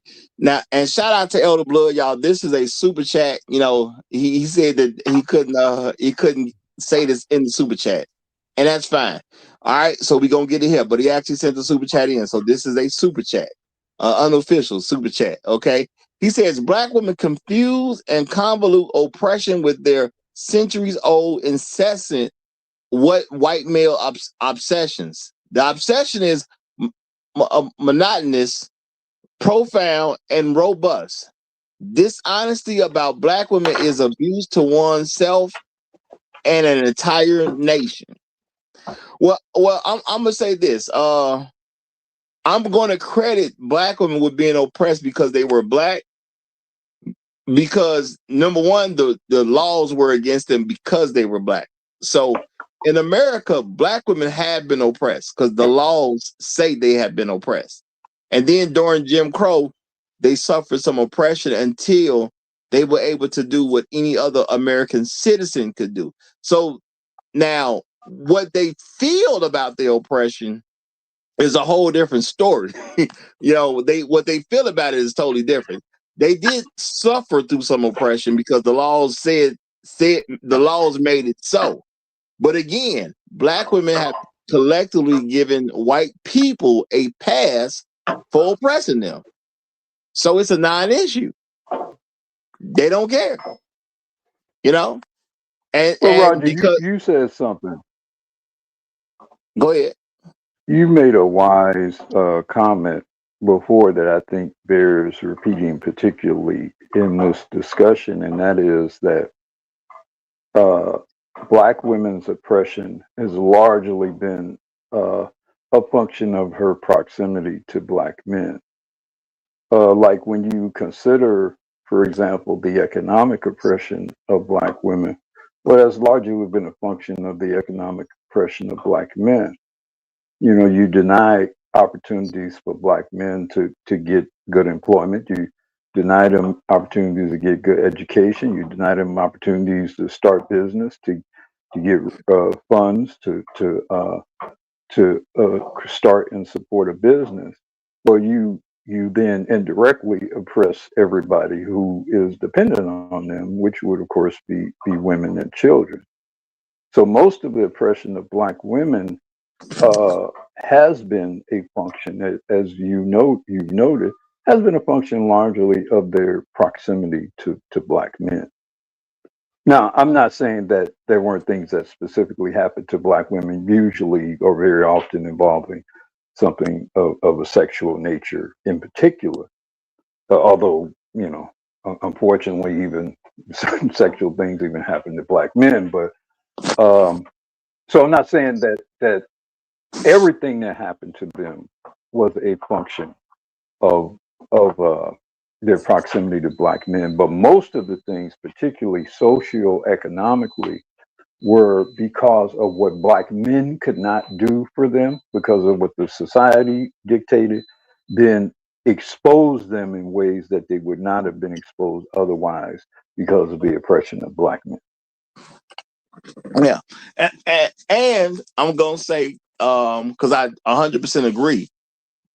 Black women have had to deal with stolen wealth because every single town that was burned down, every single town that was flooded, was people who owned property, men who were moving in a certain direction, productive men, okay, that clearly believed in black men's leadership because they built the towns. So you're obviously respectable, productive men, functional men. And every town that went down was another place where wealth would have been growing. And some black woman would have also been able to benefit through that wealth. And her children would have been able to benefit through that wealth because she was married to a husband that was part of the process of all these different towns that were destroyed.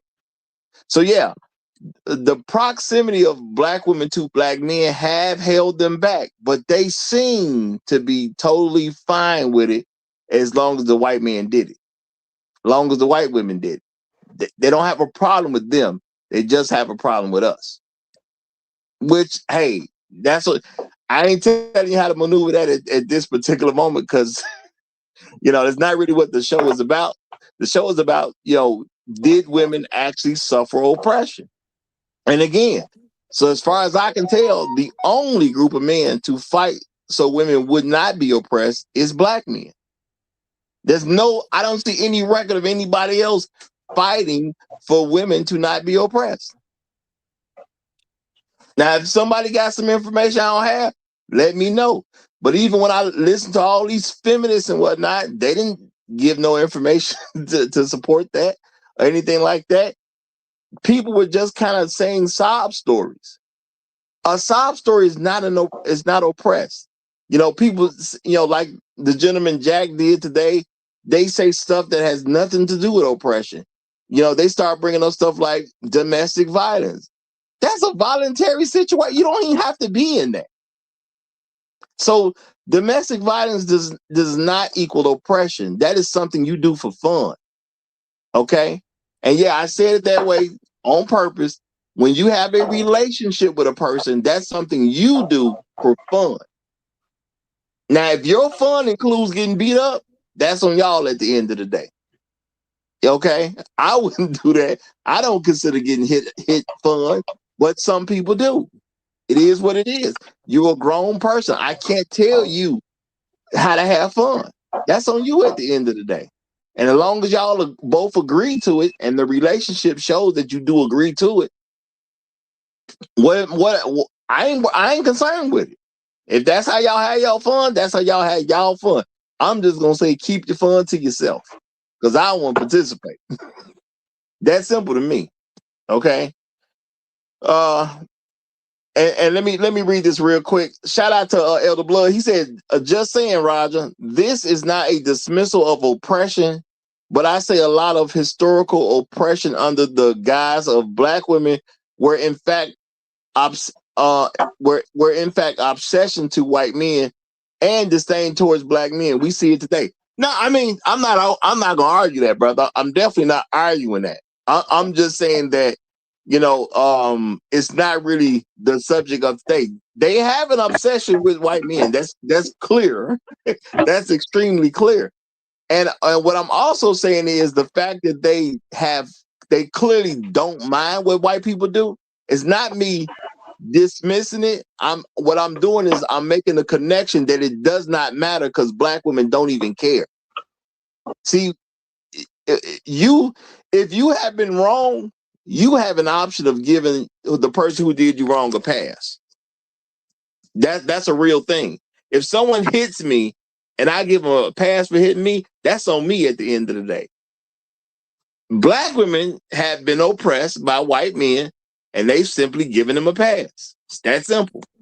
So, you know, what can I say about a situation where they have clearly given white people a pass for doing stuff to them? What is there for me to fight about? You see what I'm saying? So it's not that I'm trying to dismiss it as if it doesn't matter. What I'm trying to say is we shouldn't even concern ourselves because the black women then gave them a pass already. So what is that? Why would I fight for you on the issue that you already gave the person a pass on? That's what I'm putting forth. Yeah, this is all about like a plea for allocation of resources. And it's not even like a plea for allocation of resources to like all the women, but just like particular women in a particular strata of the society. I mean, it's certain positions that are actually trying to be advanced among them, not for the grander, not for the larger population, but a sector of the population within there. It's a group within a group. Yeah. Because people who worry about us as a group, now that, you know, deserves some attention, that deserves some care. But unfortunately, through black women's decision making, they have decided that white people should get a pass on everything in connected with slavery and Jim Crow. And the thing is, we live in America. They do have a right to make that choice.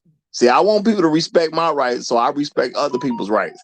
So because you make a choice that don't make any sense to me, and I don't personally agree with, I got to let you make that choice without making an issue of it. You know, it is what it is. And you know, your choices will grant you certain things. So I can't trip about what you get when it comes from your choice. The same way anybody who tries to say, well, women were oppressed and they bring up a domestic violence issue. No. That woman had a choice in that. That's not oppression. That's voluntary. You're not in a relationship with anybody you haven't volunteered to be in a relationship with. That's not a state of oppression. That's a state of choice. Okay. And if she like getting hit on, so she know her man care about her, that is her business at the end of the day. If she's not my daughter who lives in my house, it is not my concern. I wouldn't want my daughter to deal with that. But if my daughter's in my household, I can dictate what goes on with my daughter. If my daughter done moved out, that's on her at that point. You know, don't call daddy to rescue you from something you're voluntarily doing. Now, I'll come move you when you're done. You know, when you say, daddy, I don't want to be with him no more. Can you help me move out? Sure, I'll come. But I'm not finna go to prison for you volunteering to get hit on by somebody. Cause it ain't worth me.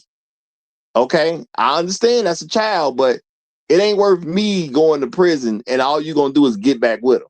That's not worth me doing all that. Okay.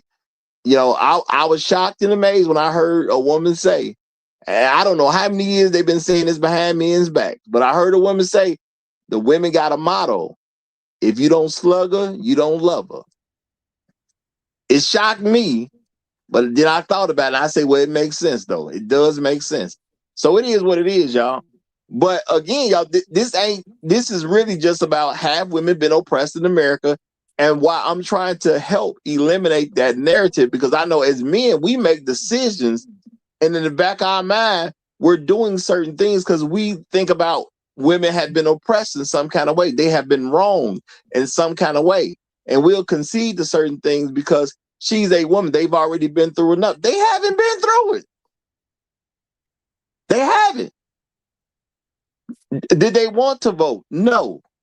Did some women literally fight to not get the right to vote? Yes. They didn't want it. But when they wanted it enough as a group, it was given to them. That's not oppression. That's just circumstance. Okay?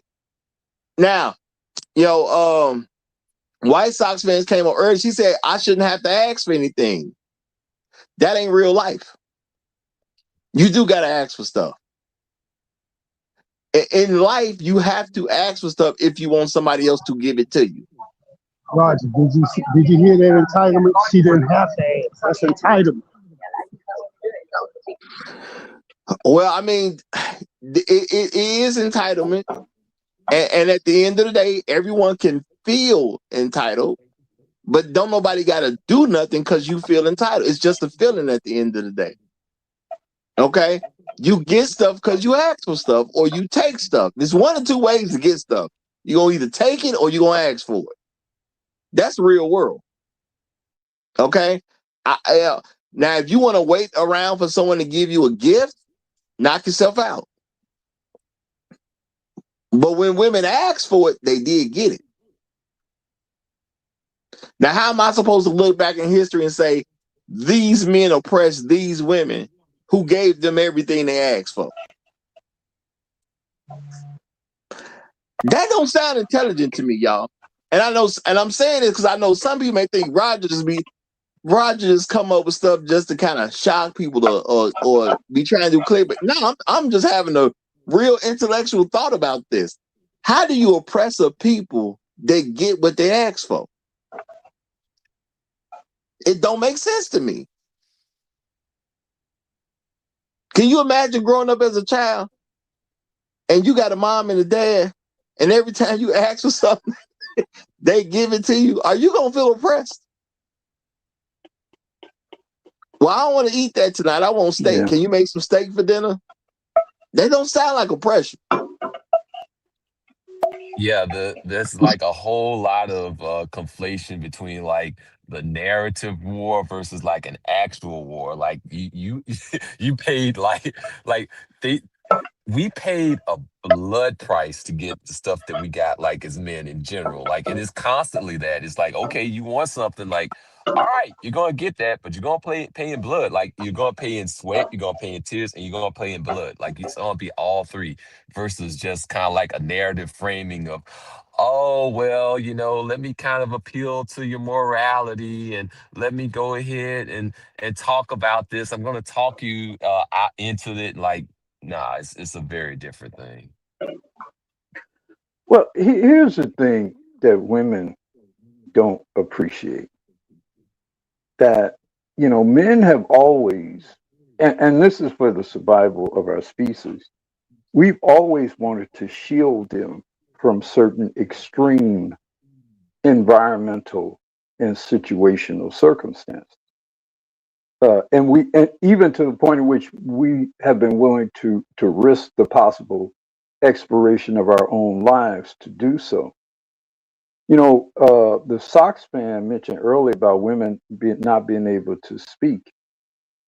Well, in certain situations, well, a lot of times in those situations, Sox fan, you were not being allowed to speak.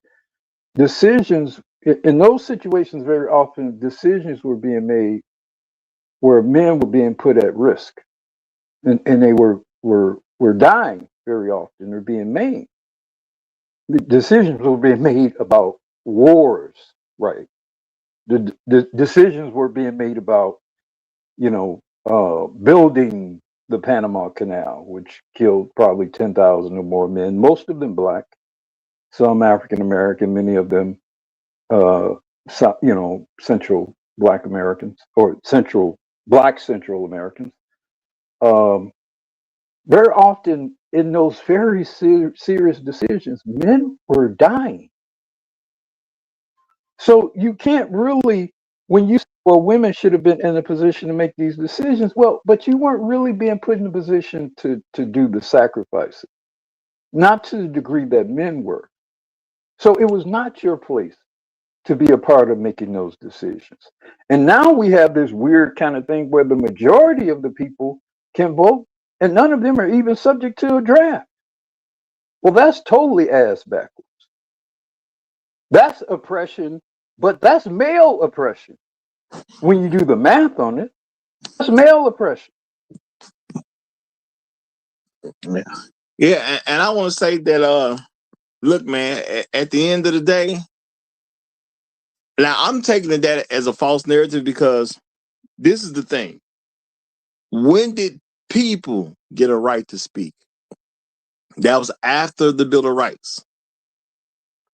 Okay? So before the Bill of Rights, men couldn't speak either. Only certain men got to speak. So there's a difference of real situation based on people's feelings about something. As a man, you did not have a right to speak until after the Bill of Rights. Once that was approved, then men had the right to speak. Beforehand, everybody speaking was taking a risk. That's reality. We feel some type of way about certain things, sometimes because of the outcomes, sometimes it's because of the process, sometimes it's because of both.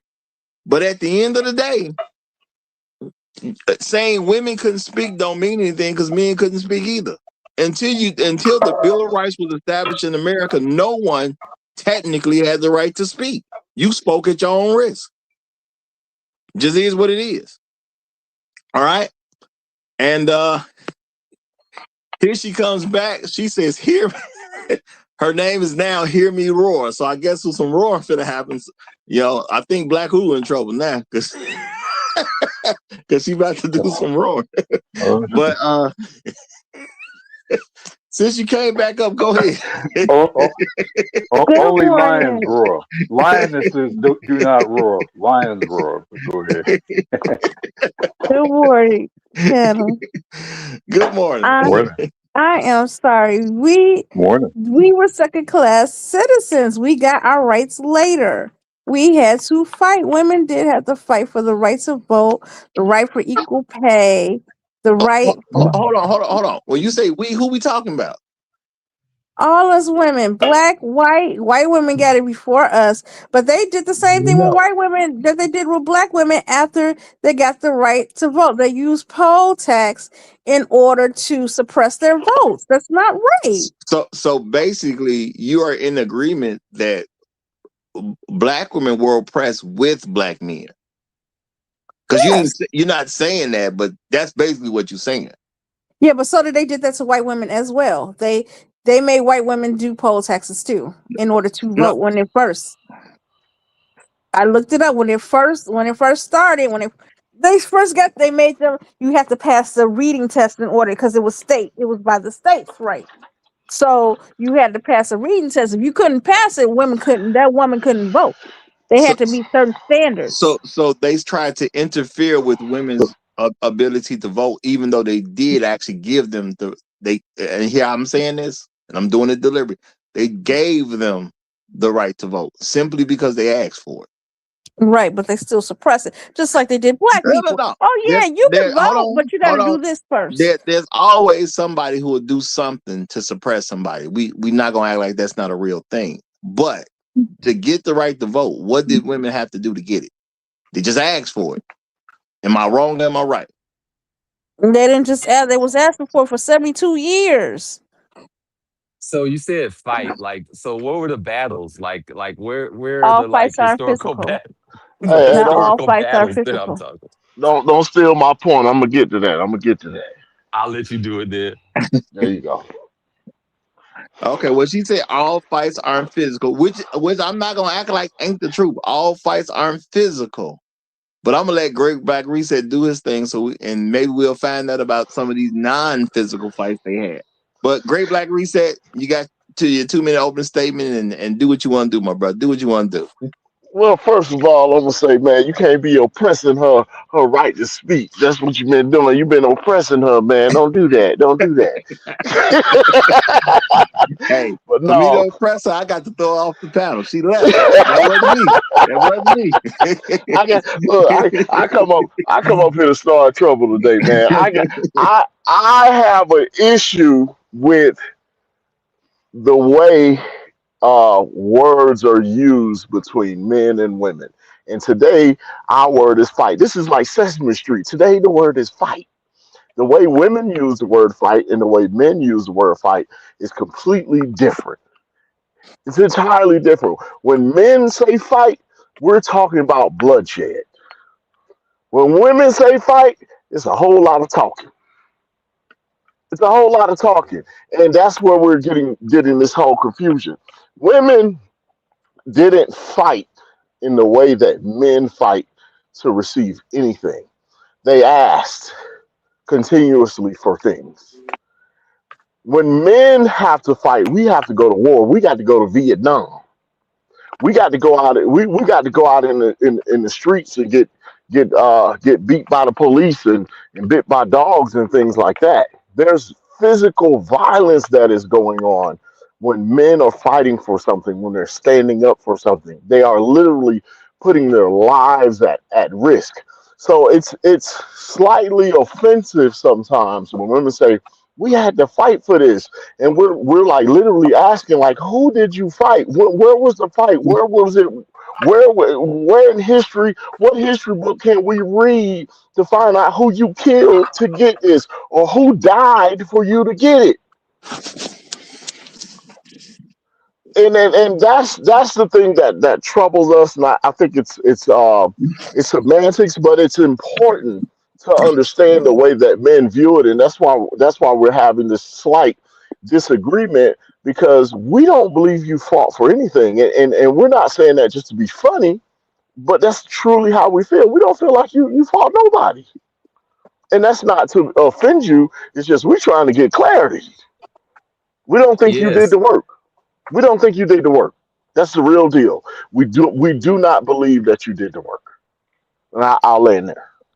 Yeah, it sounds a lot like what you're saying is that nagging for a really long time is not the same thing as fighting. And I definitely want to say, look, at the end of the day, something has to be presented as a collective. One person asking for something is not going to change a country. It's got to be a collective issue for the country to do something to change it. So you can say 72 years, but guess what? Inside of that 72 years, women went down with that because they understood what men had to do in order to be in position to vote, and they didn't want to take the same risk. It's that simple at the end of the day. And some women did. There was So literally a women's And suffrage hold on. movement. As I said, when it became a collective issue, they got it. So you can't even use the fact that only a very few wanted something as if they denied you something. The women didn't collectively want to vote. That is the actual reality.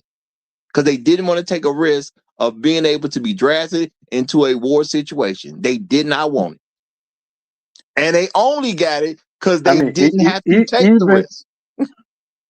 Roger, even today, women very ardently argue against the possibility of having to sign up for the selective service. Even today. Now, any of us, since I guess, Vietnam or whatever, certainly I did, probably every man on this panel did at some point, had to sign up for the selective service. Have you had to sign up for the selective service, lady? I'm sorry, I forget Hmm. your name. Yeah, Lena, how you doing?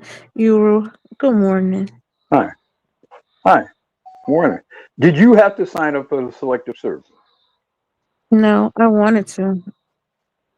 Did you have to face a document that said that failure to do so could warrant the possibility of you getting 5 years in federal prison and or a then it was a $10,000 penalty, which for me in 1979 was a big ass deal. You know, so have you had to sign off on such a document to get student loan aid or to get certain federal jobs, or have you had to sign that kind of document before? No, sir. Yeah.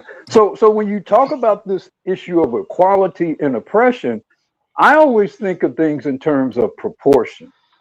Like you guys talk about oppression, you never ask the question, well, what's happening to the majority of men in America in 1910, for example, while you're being oppressed? How hard are those men working? Those 1910, they men were are working working. themselves into early grade, most of them. They're in coal Hmm. mines. They're working farms 80 hours a week, probably. They're working on chain gangs or railroads. All of them are dying much earlier than their women are while you're being oppressed. The men are Hmm. literally working themselves into early grave.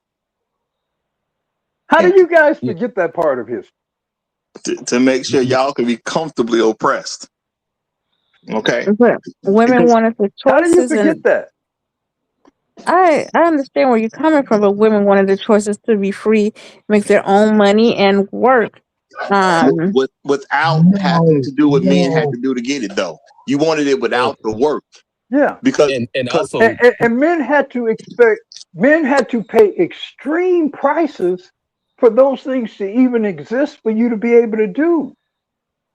that's They had to true. pay Men extreme. died. Men had to build the skyscrapers for you guys to work in comfortably in air conditioning. Men had to do that, and the risk dying while building those office buildings, for And they example. died for the and they died for the Men 40-hour died work week. building those subway systems that you guys get to commute to and from.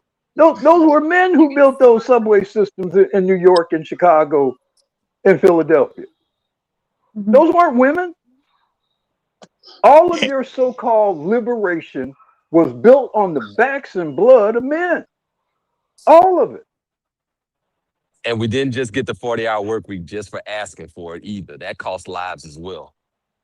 That came from Ford, I think. yeah. Or eight. And let's keep it real. See, back in the day, you had to be like a property owner to vote, and your vote represented your household. That was Okay. in Ho- ho- 1700s and 1800s. hold- The white people but vote. no, but hold on though.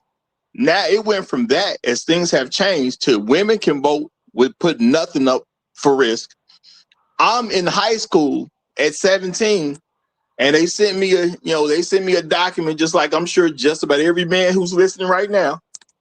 Shout out to all the people listening outside of America, but just about every man got now said, nigga, you finna be 18.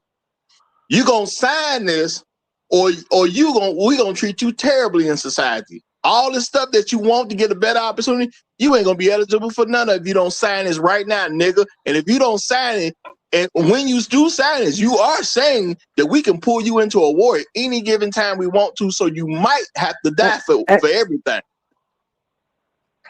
and, So we and to went. emphasize the point, well, excuse Go me ahead. for interrupting, No, go ahead. Roger. Go ahead. Pardon me. I just want to emphasize the point you're making. Right now, they either have or they're proposing increasing that draft age to 42 years old. So a middle age black man could potentially get drafted into a war in Iran while women are supposedly being oppressed.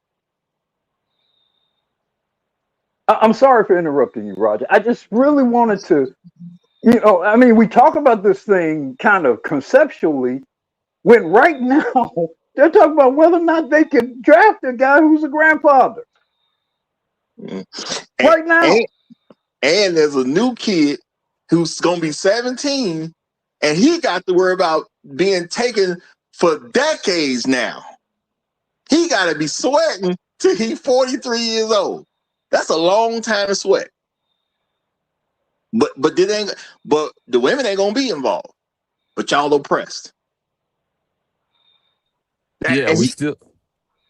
Go And we ahead, can't bro. forget about all of the labor massacres, the Ludlow massacre. Like there's like massacre after massacre where people actually had to fight for better working conditions. Like, and that's actual fight, not just, oh yeah, well, this would be really nice if I had this. Could you please do this for me? And then actually again, can you please do this for me? Like, no, it wasn't just that. It was that plus also locking the freaking doors, saying, hey, there's no work that's going to go on here at this factory, and then bringing in the Pinkertons, bringing in like paid hired folk to kind of crack heads. Like all of those things occurred, and they didn't just occur just from nagging.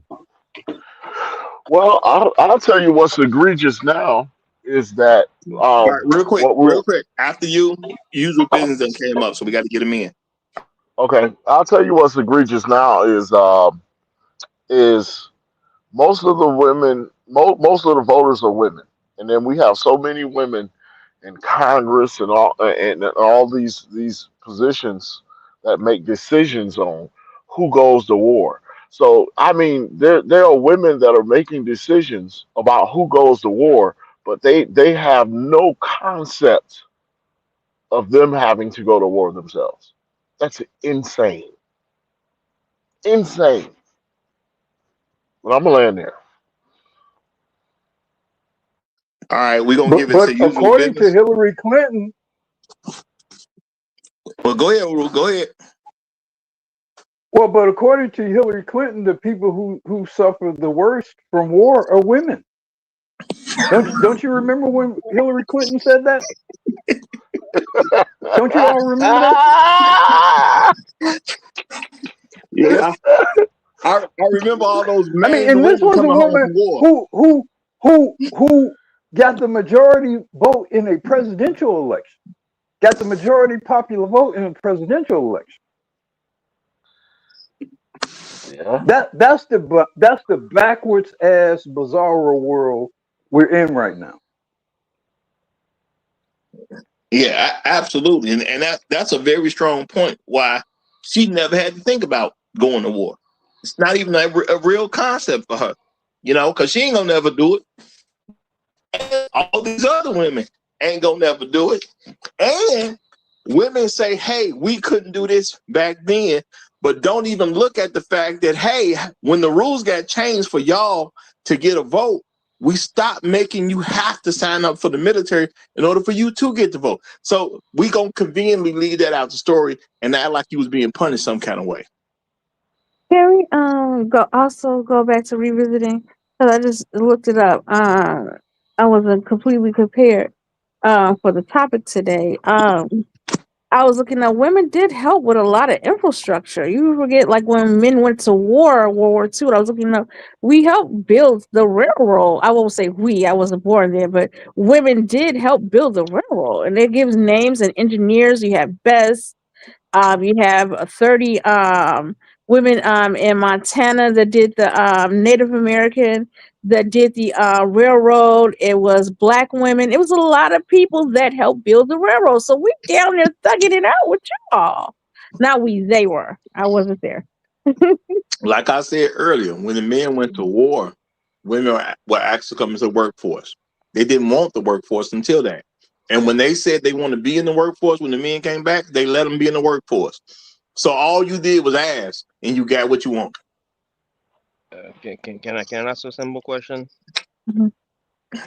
Go Do you ahead. think for the women on the panel, do you think that the women should be drafted in exchange for their rights to vote?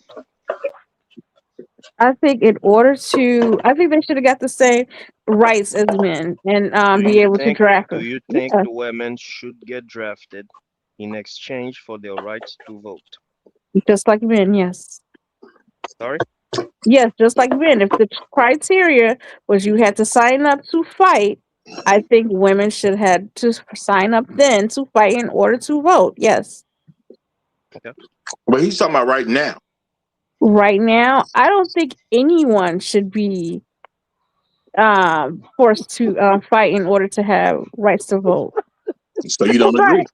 Right. Not all, because No, not everybody no, can that's something we fight. got to do. We got to do that. But not all men are even able to fight, and they still able to We vote. Though got to do it. We got to do it. I don't think we should have to, though. But we do. Could be. Some people Oh still my vote God. because not all men are able to fight, but they're still able to Okay. vote. You only ask women that. But this is the thing. Can you admit that you're not oppressed if you get to do things that we get to do, but you don't have to pay the price we got to pay? Is that oppression or not oppression? Um, that's not oppression in that sense, but we're still oppressed, though. How? You tell me. How are women oppressed in this country? How? You tell me. One reason why I see oppression, underrepresentation in government is more men. Hold on. How do people get representation in government? By voting. Who's the majority of voters? You can't say women. Nah, not about what we can say. Who is the majority of voters? Because we can say anything. Women are the majority of voters as far as numbers goes. Okay, so how are you being oppressed due to representation if y'all don't vote yourselves in? Women do vote for other women, but No. I asked you a very simple question. How are you being oppressed if you don't vote yourselves in? women do vote, but we're not. If you didn't vote yourself in, that's a you thing. We ain't got nothing to do with that. You have the majority vote. If women are not getting voted in, it's your fault. It's not our fault. You're the majority. So basically, what you're saying is people shouldn't even vote for the best. I think right now, and I've yet to look it up if someone can. I would wager that we're just about break even, if not higher, on the female side amongst black politicians. I would say right now there likely are more black female politicians than there are male politicians. I'll look it up. Or we're certainly approaching that. Yeah, I would bet that too. I mean, I know myself personally, whenever election time comes around here in the Chicagoland area, and I look in the ballot, the black people I see mostly are female. In local elections, county elections, most of them are female that I see. I concur. I believe you would concur too, because you just said Chicago. So if you live in the Chicago area, you know it's real yourself. You know that's real. So in the Senate we have 2 black women, 3 black men. In the House we have 30 black women and 33 black men. So that's right. at the top of it. That's at the federal level, and those are older people, and you're talking about mostly maybe a few silent gen people, and some boomers, and maybe some extras mostly. But I would Hmm. say amongst younger politicians and in your at your state levels, your county levels, your municipal levels, I would bet my right arm that most of them, certainly under the age of 45, are female. I bet my right arm. Hmm. And I'm pretty sure it's going that way across the country too, because the amount of female politicians is just going up, period. But again, the thing is, you said they were oppressed. This is not equaling oppression because the women are voting themselves in. That's clearly happening as you see the rise of female politicians. So you can't use You know, underrepresentation. Doctor Dr. Go Keon ahead. Johnson, Dr. Uh, T. T. Hassan Hassan Johnson. Johnson, a couple of years ago, T. Hassan, I'm sorry, Doc, posted that three-fourths of the instructors, of the black instructors at American colleges and universities are female. Yes, women. 75%. Okay, I got this. Yeah. I So got the where is state the level. oppression? I got the state level. I don't mean to cut you off, but you guys asked. So at the state level, we have Sure. 815 plus.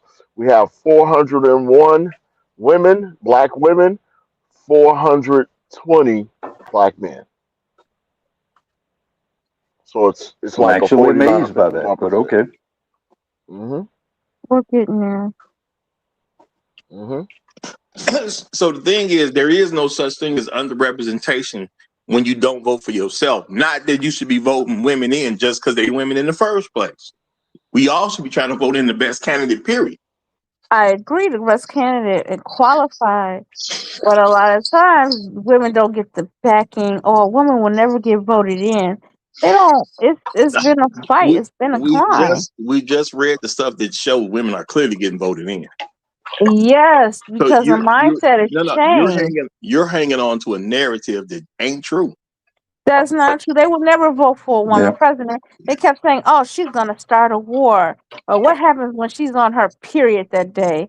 It's No, terrible we what are they say about women.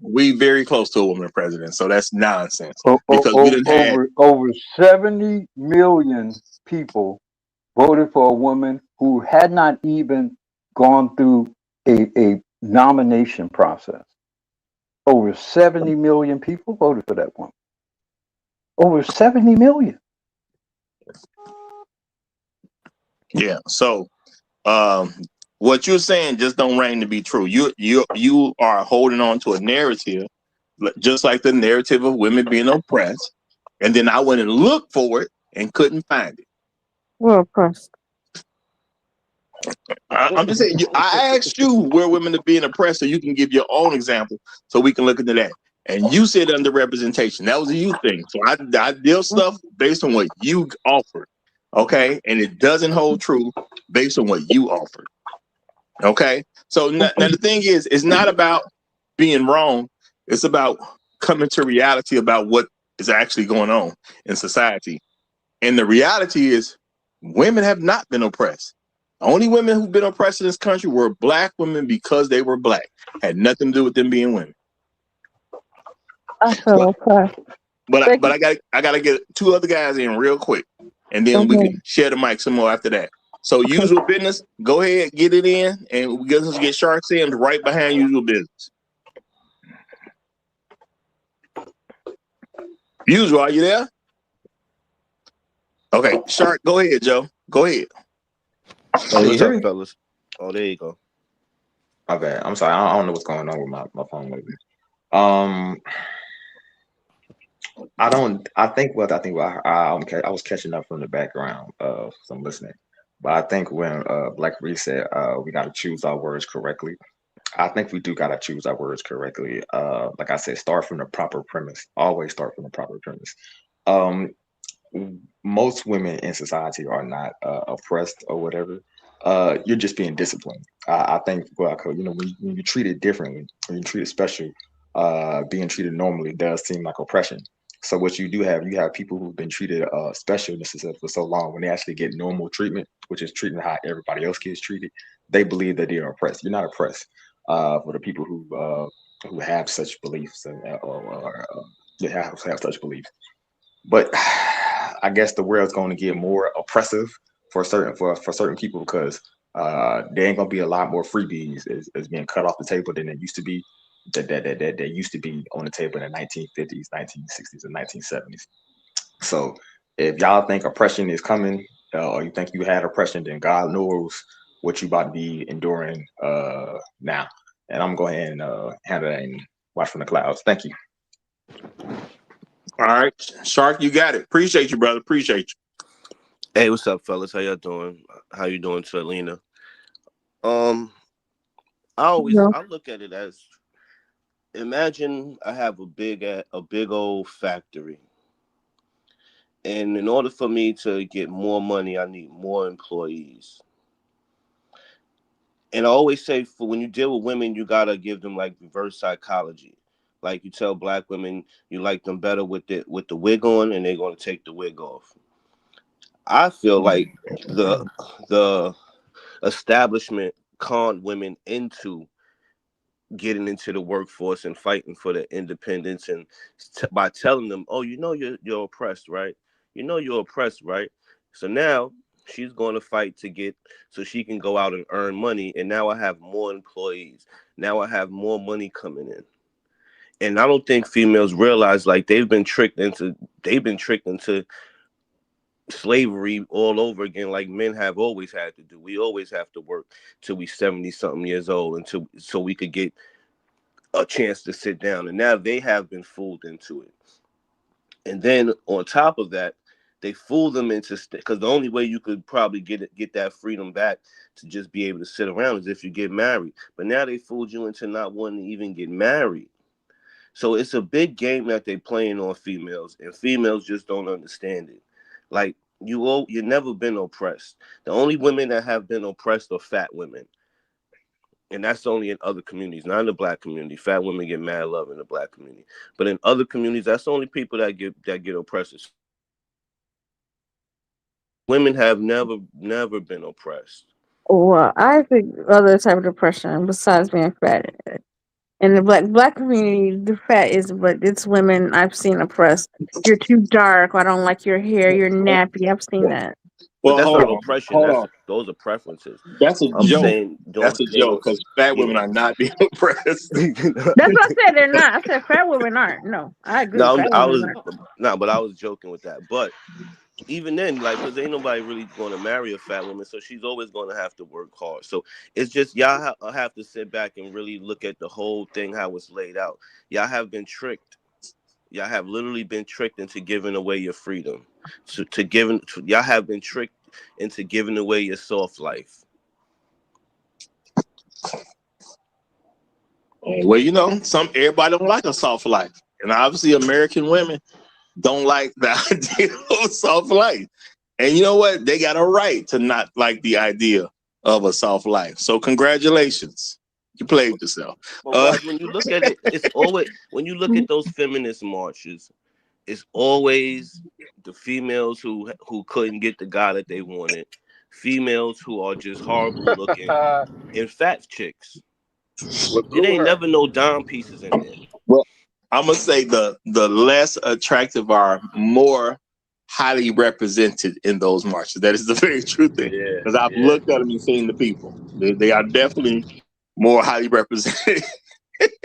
All right. I'm gonna read this because we got new people coming up too. Shout out to Elder Blood one more again. Now this was a super chat, y'all. He's going around the YouTube thing that won't let him say certain stuff. He said women have this narcissistic culture that men have no standing, nor contributions, nor sacrifices that women must honor and respect. This is why women always interjecting their minors over men majors. Now, I definitely agree with this sentiment. At the end of the day, to say that I've been oppressed, when I went and looked at all this little stuff that people was talking about and could not find oppression, but women are definitely saying that means you definitely are skipping past all the different things that men have been required to do and even some of the stuff that men have voluntarily did. You don't care about none of it to come to I the conclusion that you've been oppressed. I got a quick question for Lena. All right. Well, before you do Yes, that, sir. Mm-hmm. because I got one more super chat. Shout out to Gold P. Appreciate you, my brother. Appreciate you. He said, "Man, what's happening? I came to oppress some bras. Money for the plate." You I feel crazy. No, Well, Professor I'm Gopi. gonna say, honest, Gold P, if you can figure out a way to oppress a broad, let me know, because I don't even know. Okay, and I think I would if there was an actual way to get it done. I think I would know it, but I don't even know. All right, go ahead, Green Black. What you so say? this is an honest question in the vein of what we're talking about. The numbers that we just talked about. Were you aware of those numbers before I just looked them up on the state Not level and the national level? no, I no, I wasn't, but I was Did you aware think? that women Did are you? the bigger. I figure women would be the biggest voting demographic because there's more women. But the representation, because you brought it up, that's why I'm asking. Did you think there was a larger gap in representation for black men versus black women? Yes, I did. I thought more black men. I thought way more I black thought men. I thought so. So this is what I wanted to say, and I wanted to ask so I can give an honest statement. How you feel versus reality? There's a large gap there. You feel like you're misrepresented, but you're not really misrepresented. You feel like you're being oppressed. You're not really being oppressed. You're just not getting your way. Just food for thought. That's true. And, I understand what you're saying. Kind of like the Mandela effect, because you believe, oh, I believe it was true that it was, more men before, so it must be true. But reality, what you Exactly. saw is Exactly. different. And and I want to. that's what Shark was telling you. Y'all been tricked, and you're living off of the trick. But go ahead, Roger. And I'm gonna say you did something that a lot of women don't even pay attention to. You said you didn't have enough representation. Mm-hmm. So number one, you are acknowledging you are not part of what black men got going on because you believe those men don't represent you. Number two, you think a woman should be there for the sake of her vagina. Not that No, we need more quality. No. When you say when you're saying that more women need to be there simply because they're women, you are literally saying I need a representative that has a vagina, not a good representative, not somebody who's gonna look out for me. I need her there because she has a vagina. not exactly. What I'm saying is she I might mean, face similar it is problems, exactly that. just like black people would like to see black No. representation. Black women talk about representation. Hmm. Black men don't concern themselves with representation. We concern ourselves with results. Hmm. Representation means somebody else has it and controls it. That's what Hmm. representation normally means. And that's normally what Let, y'all mean by it let when me y'all let say me it. ask let me ask Lena a question. Can Sure. can you recall any circumstance, any policy initiative, any programming championed by a black male politician that black females, women and girls did not benefit from? Can you think of anything that any politician, this is going to specifically help black men and boys, and I'm going to put everything I can behind that? Can you think of anything, any black politician doing anything like that? For black men and black boys?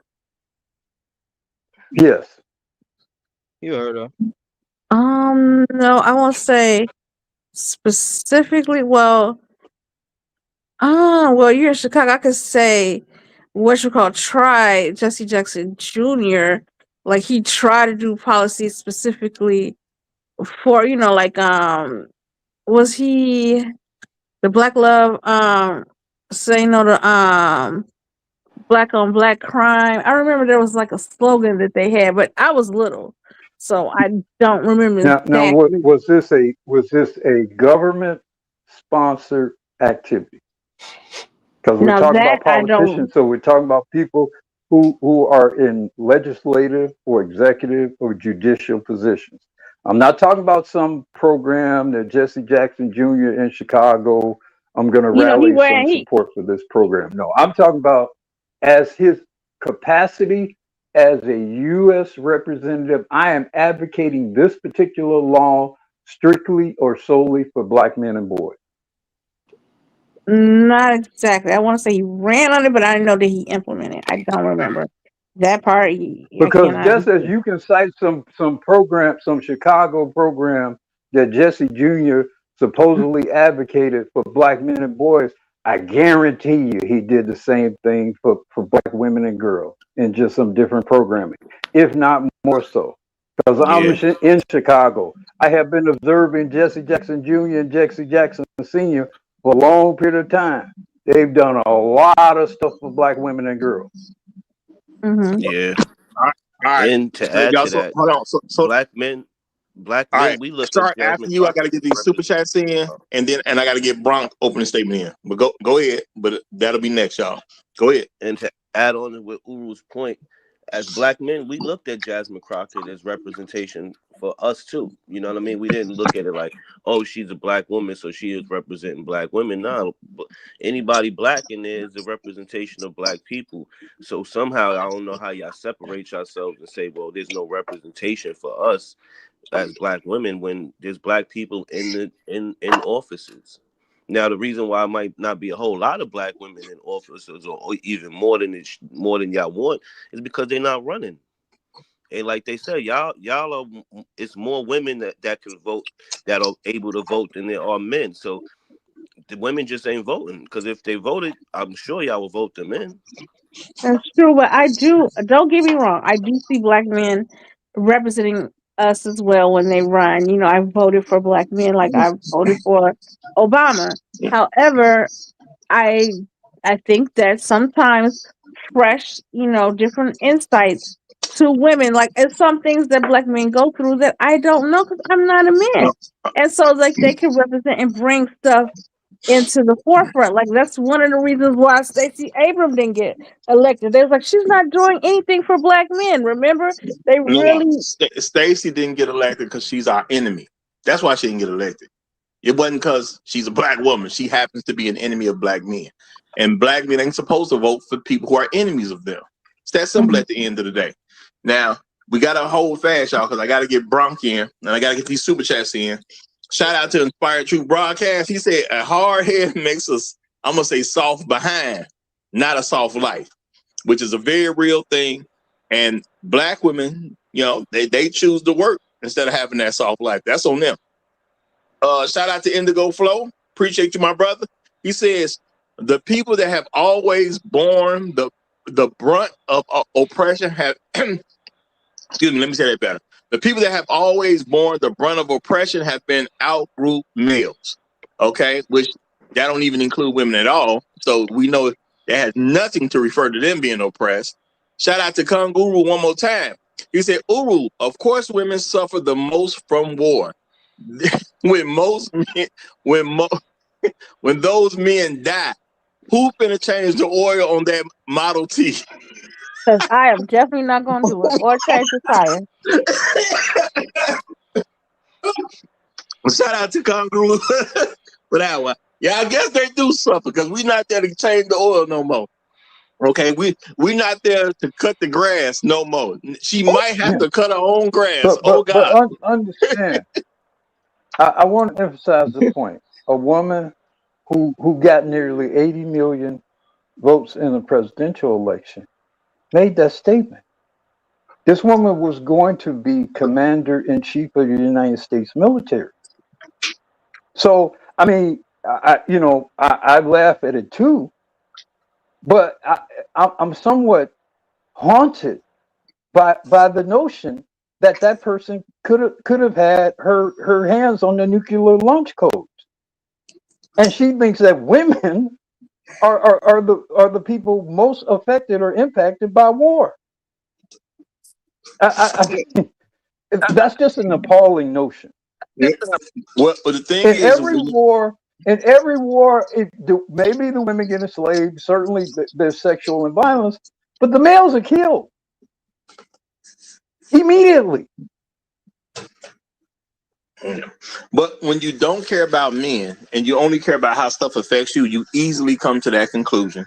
And the reality is, a woman will be voted in that's gonna think the same thing, and that's real talk. So Yes. y'all might as well get prepared for it. Okay, you're gonna have a female commander in chief that don't care about you dying in the war. That's going to happen. You know, that ain't even no joke. That's going to happen. Now, I got to let my main man Bronk get in. He ain't had a chance. And Bronk, right before you go, shout out Why, to Roger? Yogi. Why, It just Roger? came in. It just came in. Hey, It I'm literally just exercising the came patience of hot sauce, man. in. I'm This exercising literally the patience of Oh hot just shit! sauce. Here came we in, man. It please. just came in. Okay? You know, don't act like you're being oppressed. Ah. Shout out to Yogi, and I appreciate the 57-cent Trail Bentley tax. Appreciate that, my brother. Appreciate you. He says, ask Jack if Rose was oppressed on the Titanic. Oh shit! A very fitting question. Yeah, that's cool. Very Yeah. fitting question. All right, Bronx, you got it, brother. You got it. My bad. All right. You good, you good. What up, Roger? What up, chat? What up, panel?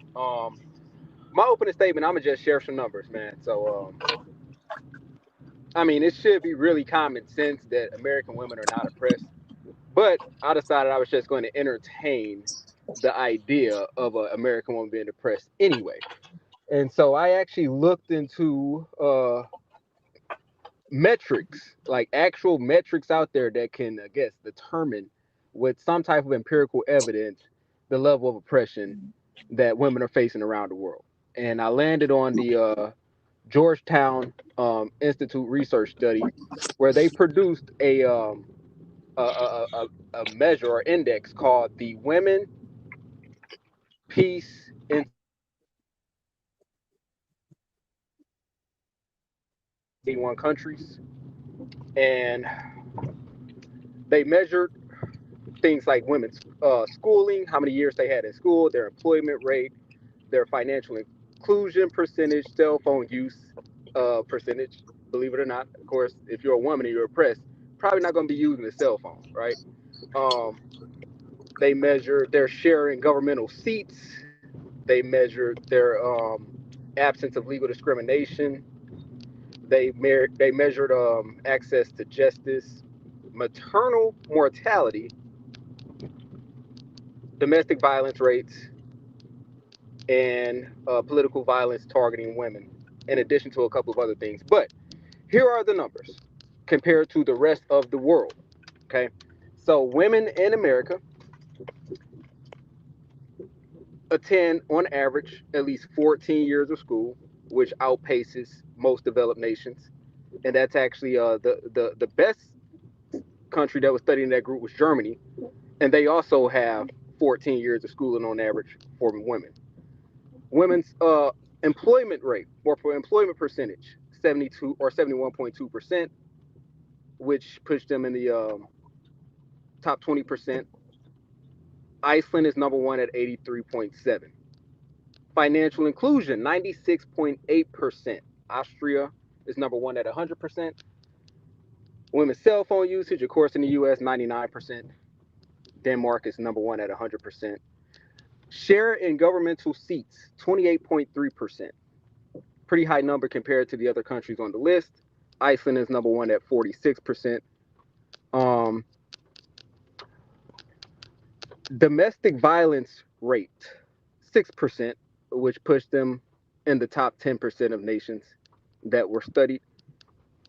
Something that was interesting that stood out to me was women scored highest, and they are actually the worst group of women amongst all 181 countries studied when it comes to their maternal mortality rate.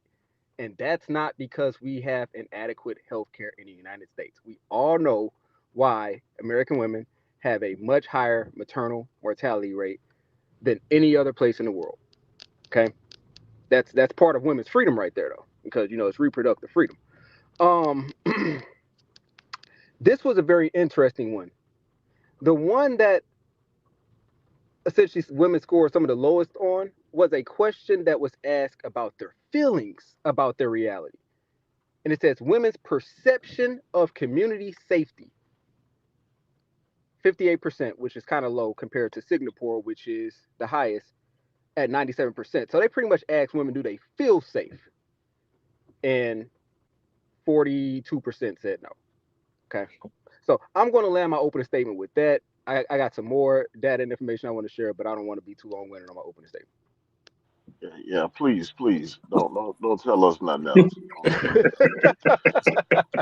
Nah, that was a good opening statement, bro. That was definitely a good opening statement. Real talk. And I'm gonna say I don't even count domestic violence. Domestic violence means voluntary. You're not being oppressed when you're volunteering for it. Just is what it is. Now,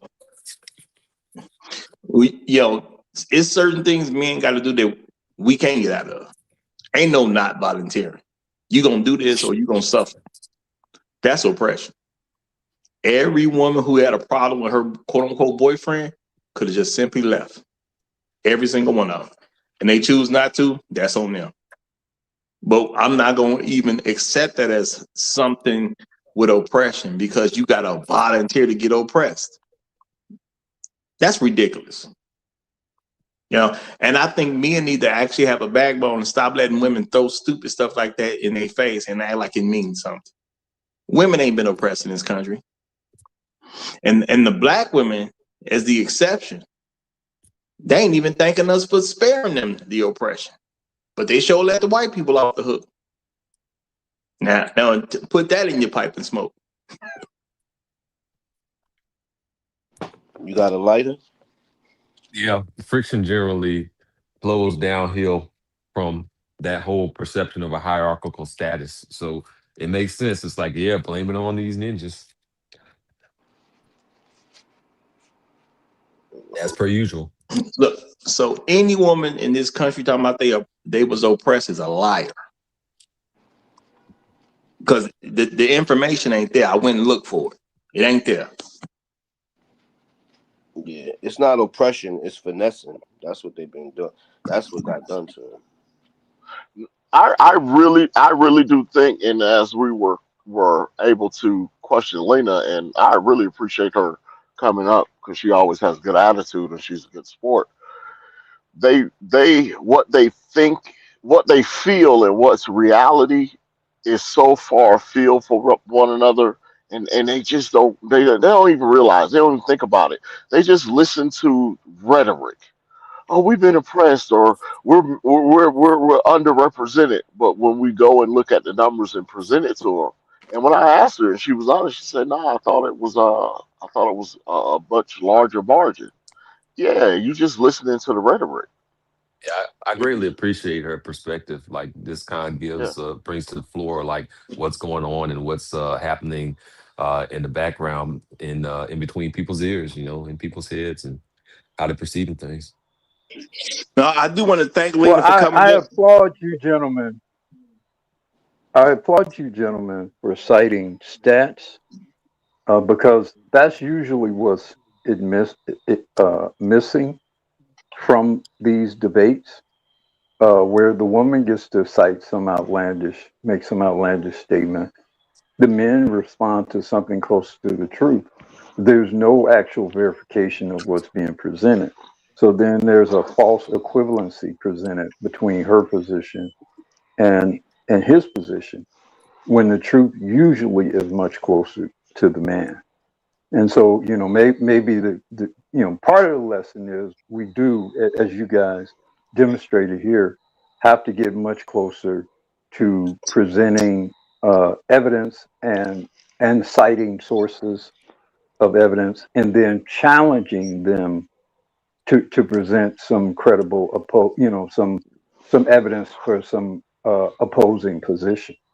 And if they're unwilling to do that, then you vehemently discount what they have to say going forward. Yeah, Yeah, and yeah, I you think that and was you a miss. great presentation earlier with that opening statement because that drawed steep contrast between the feelings about things when people are surveyed versus objective reality. That was really good. Hey, thank you, Yeah, Scholar Rob, Shoes. Thank you, man, because Reset, he had something to say, man. I man. appreciate Right. Hey, It's all, Roger, it's you, all, you missed Gold P's super chat. You go up one more I'm super trying to chat. read the super chat. Okay. Okay. Okay, I'll All go up right. one more. I'll go one more. See, if Brunt wasn't doing all that talking, you wouldn't have missed it. That's You what know happened. what? You know what? To save myself, I'm gonna have to agree. Roger, you gonna agree with this? You gonna agree with this man? save Hey, to save myself. myself. Yeah, I'm gonna have to agree. I'm gonna have to remember that one. I'm gonna have to remember that one. Shout out to Positive Vibes. She says, "Thank you for having me, Roger. Appreciate it. Well, we appreciate you coming anytime that you do. You're always welcome, and that's real talk. You're always welcome." And also, shout out to the one and only Gold P himself. He said, "Boys Club, Girls Club, then Boys and Girls Club. Oppression? No matter, no more programs for boys without girls being catered to or receiving to." I think Gold P makes a great point there because, see, they will integrate girls into something that boys have because they know boys are not going to integrate anything that girls have. So, yeah, they will have a boy and Girl Scout and also have the Girl Scouts. Yep, Mhm. yep. Well, Yeah. they were trying to let the girls be Boy Scouts. Well, I know. That's why I said that. No, They did. they successfully Yeah, yeah, sued you're right. They successfully did to it. Yeah. for females to become Boy Scouts. Because being a Girl Scout wasn't enough. They got to be Boy Scouts, you know? And shout out to Platform. And understand when girls get involved with, oh, pardon me, I'm sorry, Ron. No, Go ahead. go ahead. Go ahead, finish. You just after that. Go ahead. Well, when girls get involved with programming that was originally created for boys, you inherently neuter some of the core, most essential elements of that program. Because usually that programming is set up to challenge and provoke certain masculine elements of males that have a degree of sternness to them, some degree of fury, or the resolution of fury. You know, some degree maybe of danger to some degree, albeit controlled, but certainly some degree of danger or some exposure to elements of danger, so that so that you're building the focus of that male, you're building his courage, you're building his understanding about the consequences and repercussions of his actions. And so, but when you bring girls into that, you can't do that anymore. And it's intentional. It's to neuter the boy. It's to make them less masculine, to make them less manly. Absolutely. And I definitely agree. Especially as a former Boy Scout. I definitely agree. Because I'm trying to think, how you gonna go if you was ever in Boy Scouts, how you going to a Wassape with girls? How we going to camp for a week to be out in the wilderness and we got girls with us? How we doing that? You know, I'm supposed to go out here, have these experiences, earn these merit badges, but now I got these girls with me. How we supposed to get all this stuff done? You know, and having girls with you also opens the door for a whole lot of lawsuits, a whole lot of criminal charges and everything too. Because a girl can say any boy or man or both did something quote unquote inappropriate, and now we got a whole other set of problems going on. And we at camp. So ain't no cell phones or nothing. We at camp. You can't even have the experience the way you need to have it because you got girls there. Now, is there a rare girl that'll do it like the boys do it? Possibly. But majority, come on now. This ain't even gonna go nowhere near the same. Nowhere near. And shout out to Platform. He said, so what was the feminist movement about? Well, the actual answer to that question is all feminist movements are about having a superior position to a man. I don't know what particular one you were saying, but all of them are about having superior position to men. That's what feminist movements are about. Okay. If you look more into it, it gets even Well, more some people would conniving. say the feminist movement was really about the powers that be using the majority of females to control, neuter, and when necessary, destroy the majority of men who are their potential adversaries and competitors for power. So And you use the women to make the men less powerful, less potent, and and thereby you're able to maintain greater control. And when you look at how the society operates, particularly on the Democratic side, it occurs on the Republican side, but particularly on the Democratic side, you see exactly what I'm talking about. I mean, there's no way you can look at the current American Democratic Party and not know that that is what has happened. Hey, I'm gonna Uru, I agree don't with even think it's that. that complicated. Did you watch the video and did you see Hold fast. Before you say that, I'm gonna say it's also about that. And I was about to say, if you dig into it deeper, you're gonna get some much more disturbing information. And I'm gonna go ahead. I wasn't gonna say it at first, but I'm gonna go ahead and say it. You look deep enough, you're gonna come into devil worship. Keep looking, Yeah, you're gonna end up at devil worship. But that's what. go ahead, Yeah, bro. I was just gonna say, if you look at the video and look at some of the early advocates of the so-called women's rights movement, that says a lot, man. I'm just saying, that says a lot. I didn't see any moderately attractive women Well, yeah, and, I'm gonna in the say early days of that. part of the feminist teaching is also to be unattractive to men. So they actually tell women to get fat, get hairy, don't wear makeup, don't do your hair in an attractive style. They actually teach that amongst feminists to be ugly to men. But they doing a good job. I can't argue with you on that one, brother. I can argue with you on that one. Shout out to Gold P. Gold P says, this is for Roger. He said, the next time you miss my super chat, and I guess he meant to say, I'm a subjugate you to a lot of god darn oppression, sir. Look, brother. If I miss something, of course it's just innocent. I'm innocent, brother. I would never deny you purposely. And just cause I hit one super chat that came after yours does not mean I'm gonna miss it. I'm gonna go back and I'm gonna look. I'm gonna try to make sure I get everybody's super chat in. But I'm gonna take your threat on air because I ain't gonna make my threat to you on there. I'm gonna holler at you at the round table, brother. And you know what I'm talking about, okay? You don't scare me, brother. Just so you know, you don't scare me. All right. But yeah, when it comes down to this, y'all, I looked for the oppression and I could not find it. What I found was women asking for things and then the women got it. That just don't qualify for oppression. It don't. Asking for something that you get is not oppression. Okay. Now you could be ungrateful that you got it, which I think is what the reality that I've come to discover, like for real. Women in this country are just ungrateful for what the men gave. That's all it really comes to at the end of the day. Because I don't know what they asked for that they didn't get. Okay. And they got things at various times in various ways, but at the end of the day, they got it all. So that sounds like they're ungrateful. Just, black women in particular are ungrateful to black men.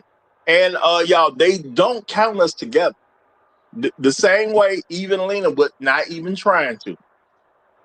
She, her whole thing about, we need more representation. Now I get what she's saying from a quote unquote innocent standpoint. But black women do not be thinking about y'all when they be talking about community. They be thinking about themselves. Okay? That's just what it is. And if you keep paying attention to stuff, you can keep easily seeing how they have no concern what's going on with men. And now we done talked about these black women who are involved in politics now. You pick out any black woman you want to and listen to her talk. If you listen to her talk, you will hear her say we need stuff for black women. You are not going to hear her say stuff that we need stuff for black people. you're gonna hear her say stuff we need for black women. Pick out unless that anyone unless you like. unless that black person is trans, bro. They stand up for them too, bro. Not Shout, us. shout, shout out Not us. to the high school effect. Yeah, well, if it's LGBT, sure. Yeah, LGBT, yeah, they'll be included. But listen to a black woman politician talk. Listen to her in the interview. If you pay attention, you will not hear her mention anything that's gonna help men. She don't really mention too much that's gonna help boys. Everything to her is about how we gonna help these women. And you know that's crazy when you think about it because actually supporting trans, you actually are supporting them as essentially impeding on your Title IX protection as a woman. That's just wild to me, bro. It's just Tricknology, Satanism, man. bro. It's tricknology. It's Satanism. Yeah. Now, shout out to Urban Reed. He says we are not included like batteries tax. Hey, I appreciate you, brother. I appreciate you. And I'm not saying this to say this, y'all. I've been peeping this for a long time. It's been a lot of years that I've been peeping that black females don't think nothing about us from any type of political standpoint. And that's why I say you pick out the politician you like. I ain't gonna tell you who to go listen to. Pick out the one you like and see if she's saying something that's gonna help men at all. Pick out the one you like. Okay. And let's not forget that old Ice Cube situation where he said, hey, I'm trying to set stuff up for black people. Yep. What the black women telling, man? You know, well, we need something for us. And he literally said to them, ain't black women included in black people? And they said, no, that when y'all start talking like that, that means we ain't gonna get nothing. And what he say? Well, if you think something needs to be specifically written for women, why don't you write it? He did not say, I'm going to deny you. He didn't say, oh, we know I don't think what you're saying is important enough. He said, if y'all think there needs to be a special clause in for women, why don't y'all write one up? And what they basically say to him, no, F you, dude. Because now if we have to actually write it up, that's a problem. When I vote now,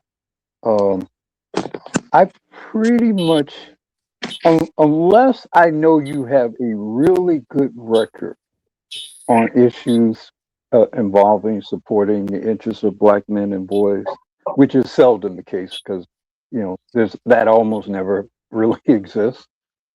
But and that's, like I say, that's an extreme exception. I pretty much only vote for black men. Period. When I go to vote now, hopefully I know that black male politician. If there are options, I just vote for the name, and I don't know anybody. I just vote for the name that seems like it's that of a black man. If there is no option for where if it looks to be a woman or a non-black person, then I just don't vote at all. I don't vote in that category at all. So I just pretty much, so a lot of times when I go to vote now, it's a fairly quick process, unfortunately, because like I say, in the Chicagoland area, there are fewer and fewer opportunities to vote for black men. So most things on the ballot, I don't even vote for. Really. Most things I don't even vote for. Shout out to my brother's keeper. And I'm gonna say, real talk. If you hear a black female politician talk about how women are oppressed, guess what, fellas? She about to do you in. Hey, so Uru, you mean to tell me you ain't vote for Lori Lightfoot, man? That wasn't your pick. Come on. Well, I'm not a Chicagoan, so technically, I would not have had the opportunity to vote for her because I don't actually live in Chicago. I live in the Chicagoland area. But yeah, what you really mean is you technically didn't have the chance to not vote for her. That's what you exactly. To not vote for her. Come on, guys. Yeah. Not Beetlejuice. Yeah, now I will say I ain't vote for her because I'm in the city limits. Yeah, she wasn't mad. The guy who followed her up, I ain't vote for him neither. You know, I don't vote for crazy folk. Okay, and real talk. Just with because I with happen, the lesbian black woman with the Native American surname and the Caucasian white. That's all boxes checked. A lot of shit going on there, man. A Hey, lot that's of all shit going on there. intersectional boxes checked. and matter of Yeah, fact, yeah, I that's the was intersectional. That's the intersectional clusterfuck right there, right there.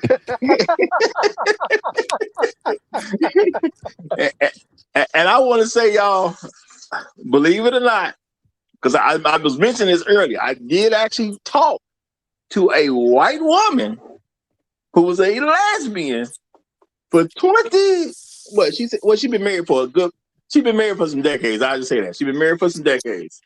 I talked to her about what women need, what we ain't gave them, how we doing them wrong, what we doing dirty to them, and she couldn't come up with nothing. Now, if the white gay lady can't do it, or lesbian, depending on how y'all like it said, I mean, what we doing? What are we doing? Because she couldn't come up with nothing that's supposed to be done for them. So, yeah, we still have this quote-unquote feminist movement going on. And I must say that I've said in the past before, why anybody focus on the feminist movement at this point in time? Because in America, women got the right to do everything men can do. Plus, we have something called reproductive rights that men do not have, that they have. So they literally have more rights than we do. So what the feminist movement about? Because people keep saying it's for equal rights. Then why is it in America?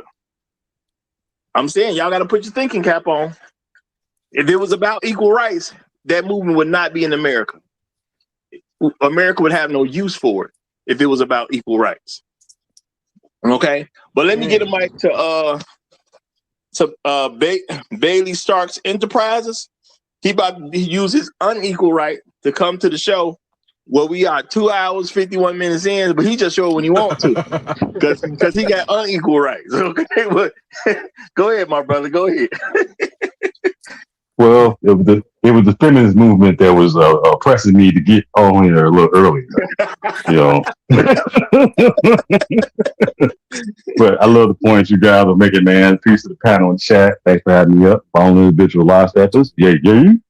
Perfect Tuesday to y'all, gents.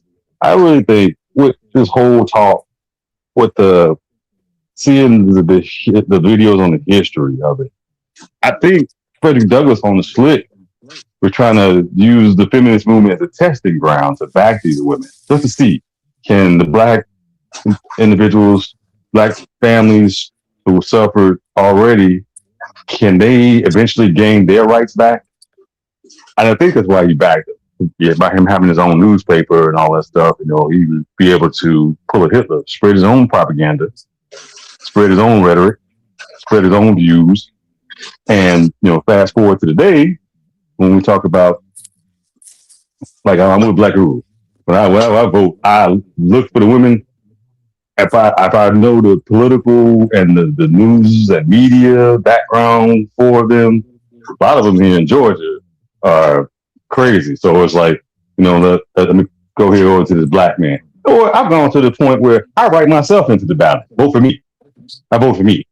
If there's no legitimate person to vote for, or if they, I've heard the outside media coverage of them, or what the media is trying to portray them to be as, or what they say they're going to do. But this whole feminism thing, I really think these women feel they're really being oppressed because they can't tell us what to do. And that's pretty much really the side of it in my mind when it comes down to so-called feminism. To oppress the black man, be the secondary, black women be the secondary oppressor for the black man, and we'll just, eliminate the black man. That's the bait and switch. So what would happen if they got rid of all of us anyway? They would go back to being the oppressed. Now land my plane there.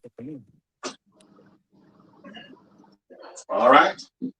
Well, we gonna go into closing statements because we only got less than 5 minutes left, really.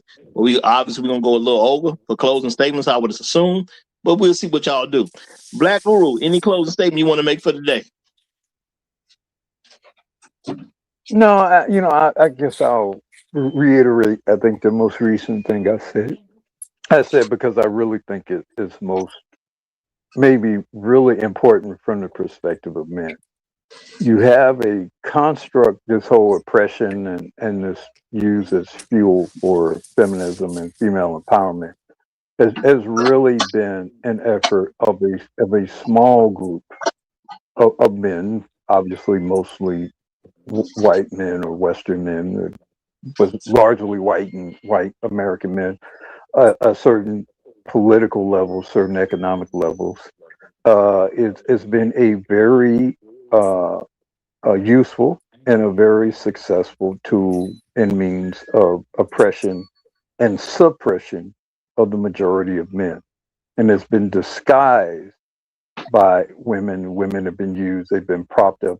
They basically have used just sort of the base nature of women, the sort of vanity, the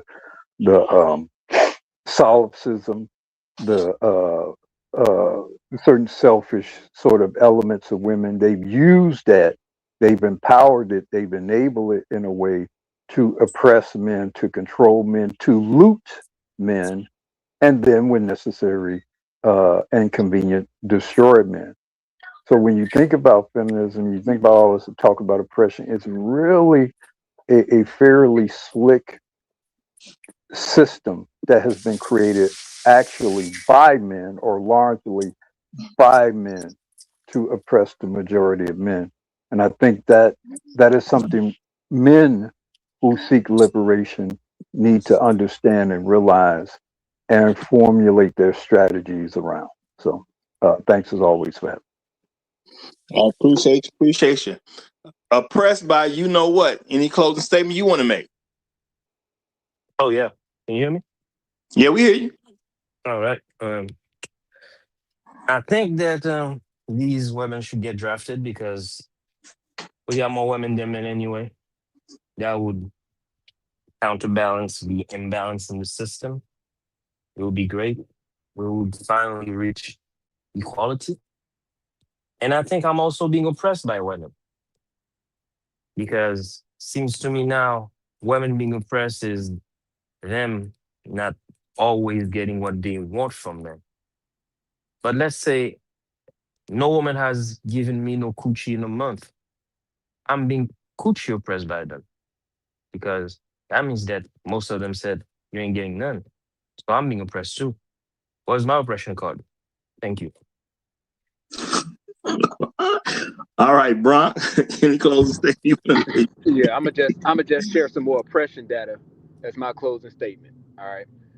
Men make up approximately 60 to 70% of the American homeless population. Of those homeless men versus homeless women, men also make up most of the unsheltered homeless rate. That is, meaning that homeless people who have nowhere to stay, no roof over their head. Men find themselves at 49% at that number versus women at 45%. So less people are willing to help homeless men. Essentially, that's what that's saying.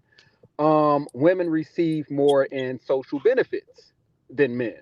So for welfare assistance and public assistance, women receive 46.3% of mean tested program aid versus 26.5% versus men. When it comes to Social Security benefits, which is basically like retirement welfare, 55% of Social Security recipients were women. And then of those who are 65 and older, 64% um, are women versus men. And then educational aid, women are more likely to receive federal grants, 45% point one versus 34% point seven for men.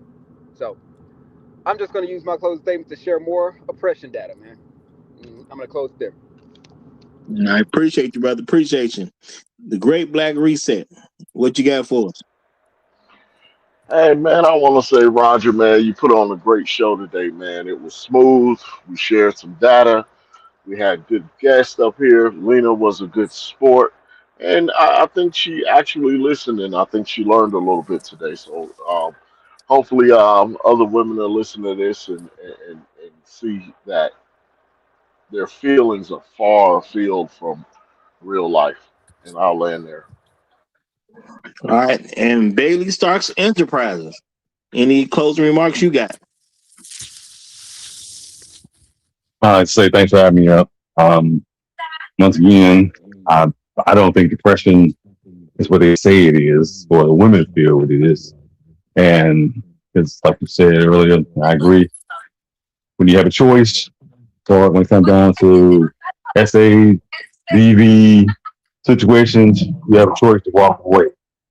You have a choice to get away from your friends that are not in life where you want to be. You don't have to listen to them. You can find yourself to a man who's productive, functional, and believes in black man leadership. But first, women, you have to believe in black man's leadership, and it starts with the father. You know, majority of the women don't have the best of relationships with their fathers. I mean, if you didn't have it when you were younger, you can always develop it when you get older. You know, just re-meet or reintroduce who you are today to the father that you would have had yesteryear. Now, land my plane there. Thanks for having me up, brother. I appreciate you, brother. Appreciate you. And I'm gonna say, look, y'all, if you're new to the channel, subscribe. Yes, we do the best stuff over here. We do the hard hitting topics that other people ain't gonna touch. And some people they'll touch it after we touch it. So we kind of giving them permission, and but that's cool. I like them to do that. Also, look, man, when you hear a woman talking about she was oppressed, just start asking them how and when. Okay, real talk. Start asking them how and when, and stop accepting nonsense as oppression.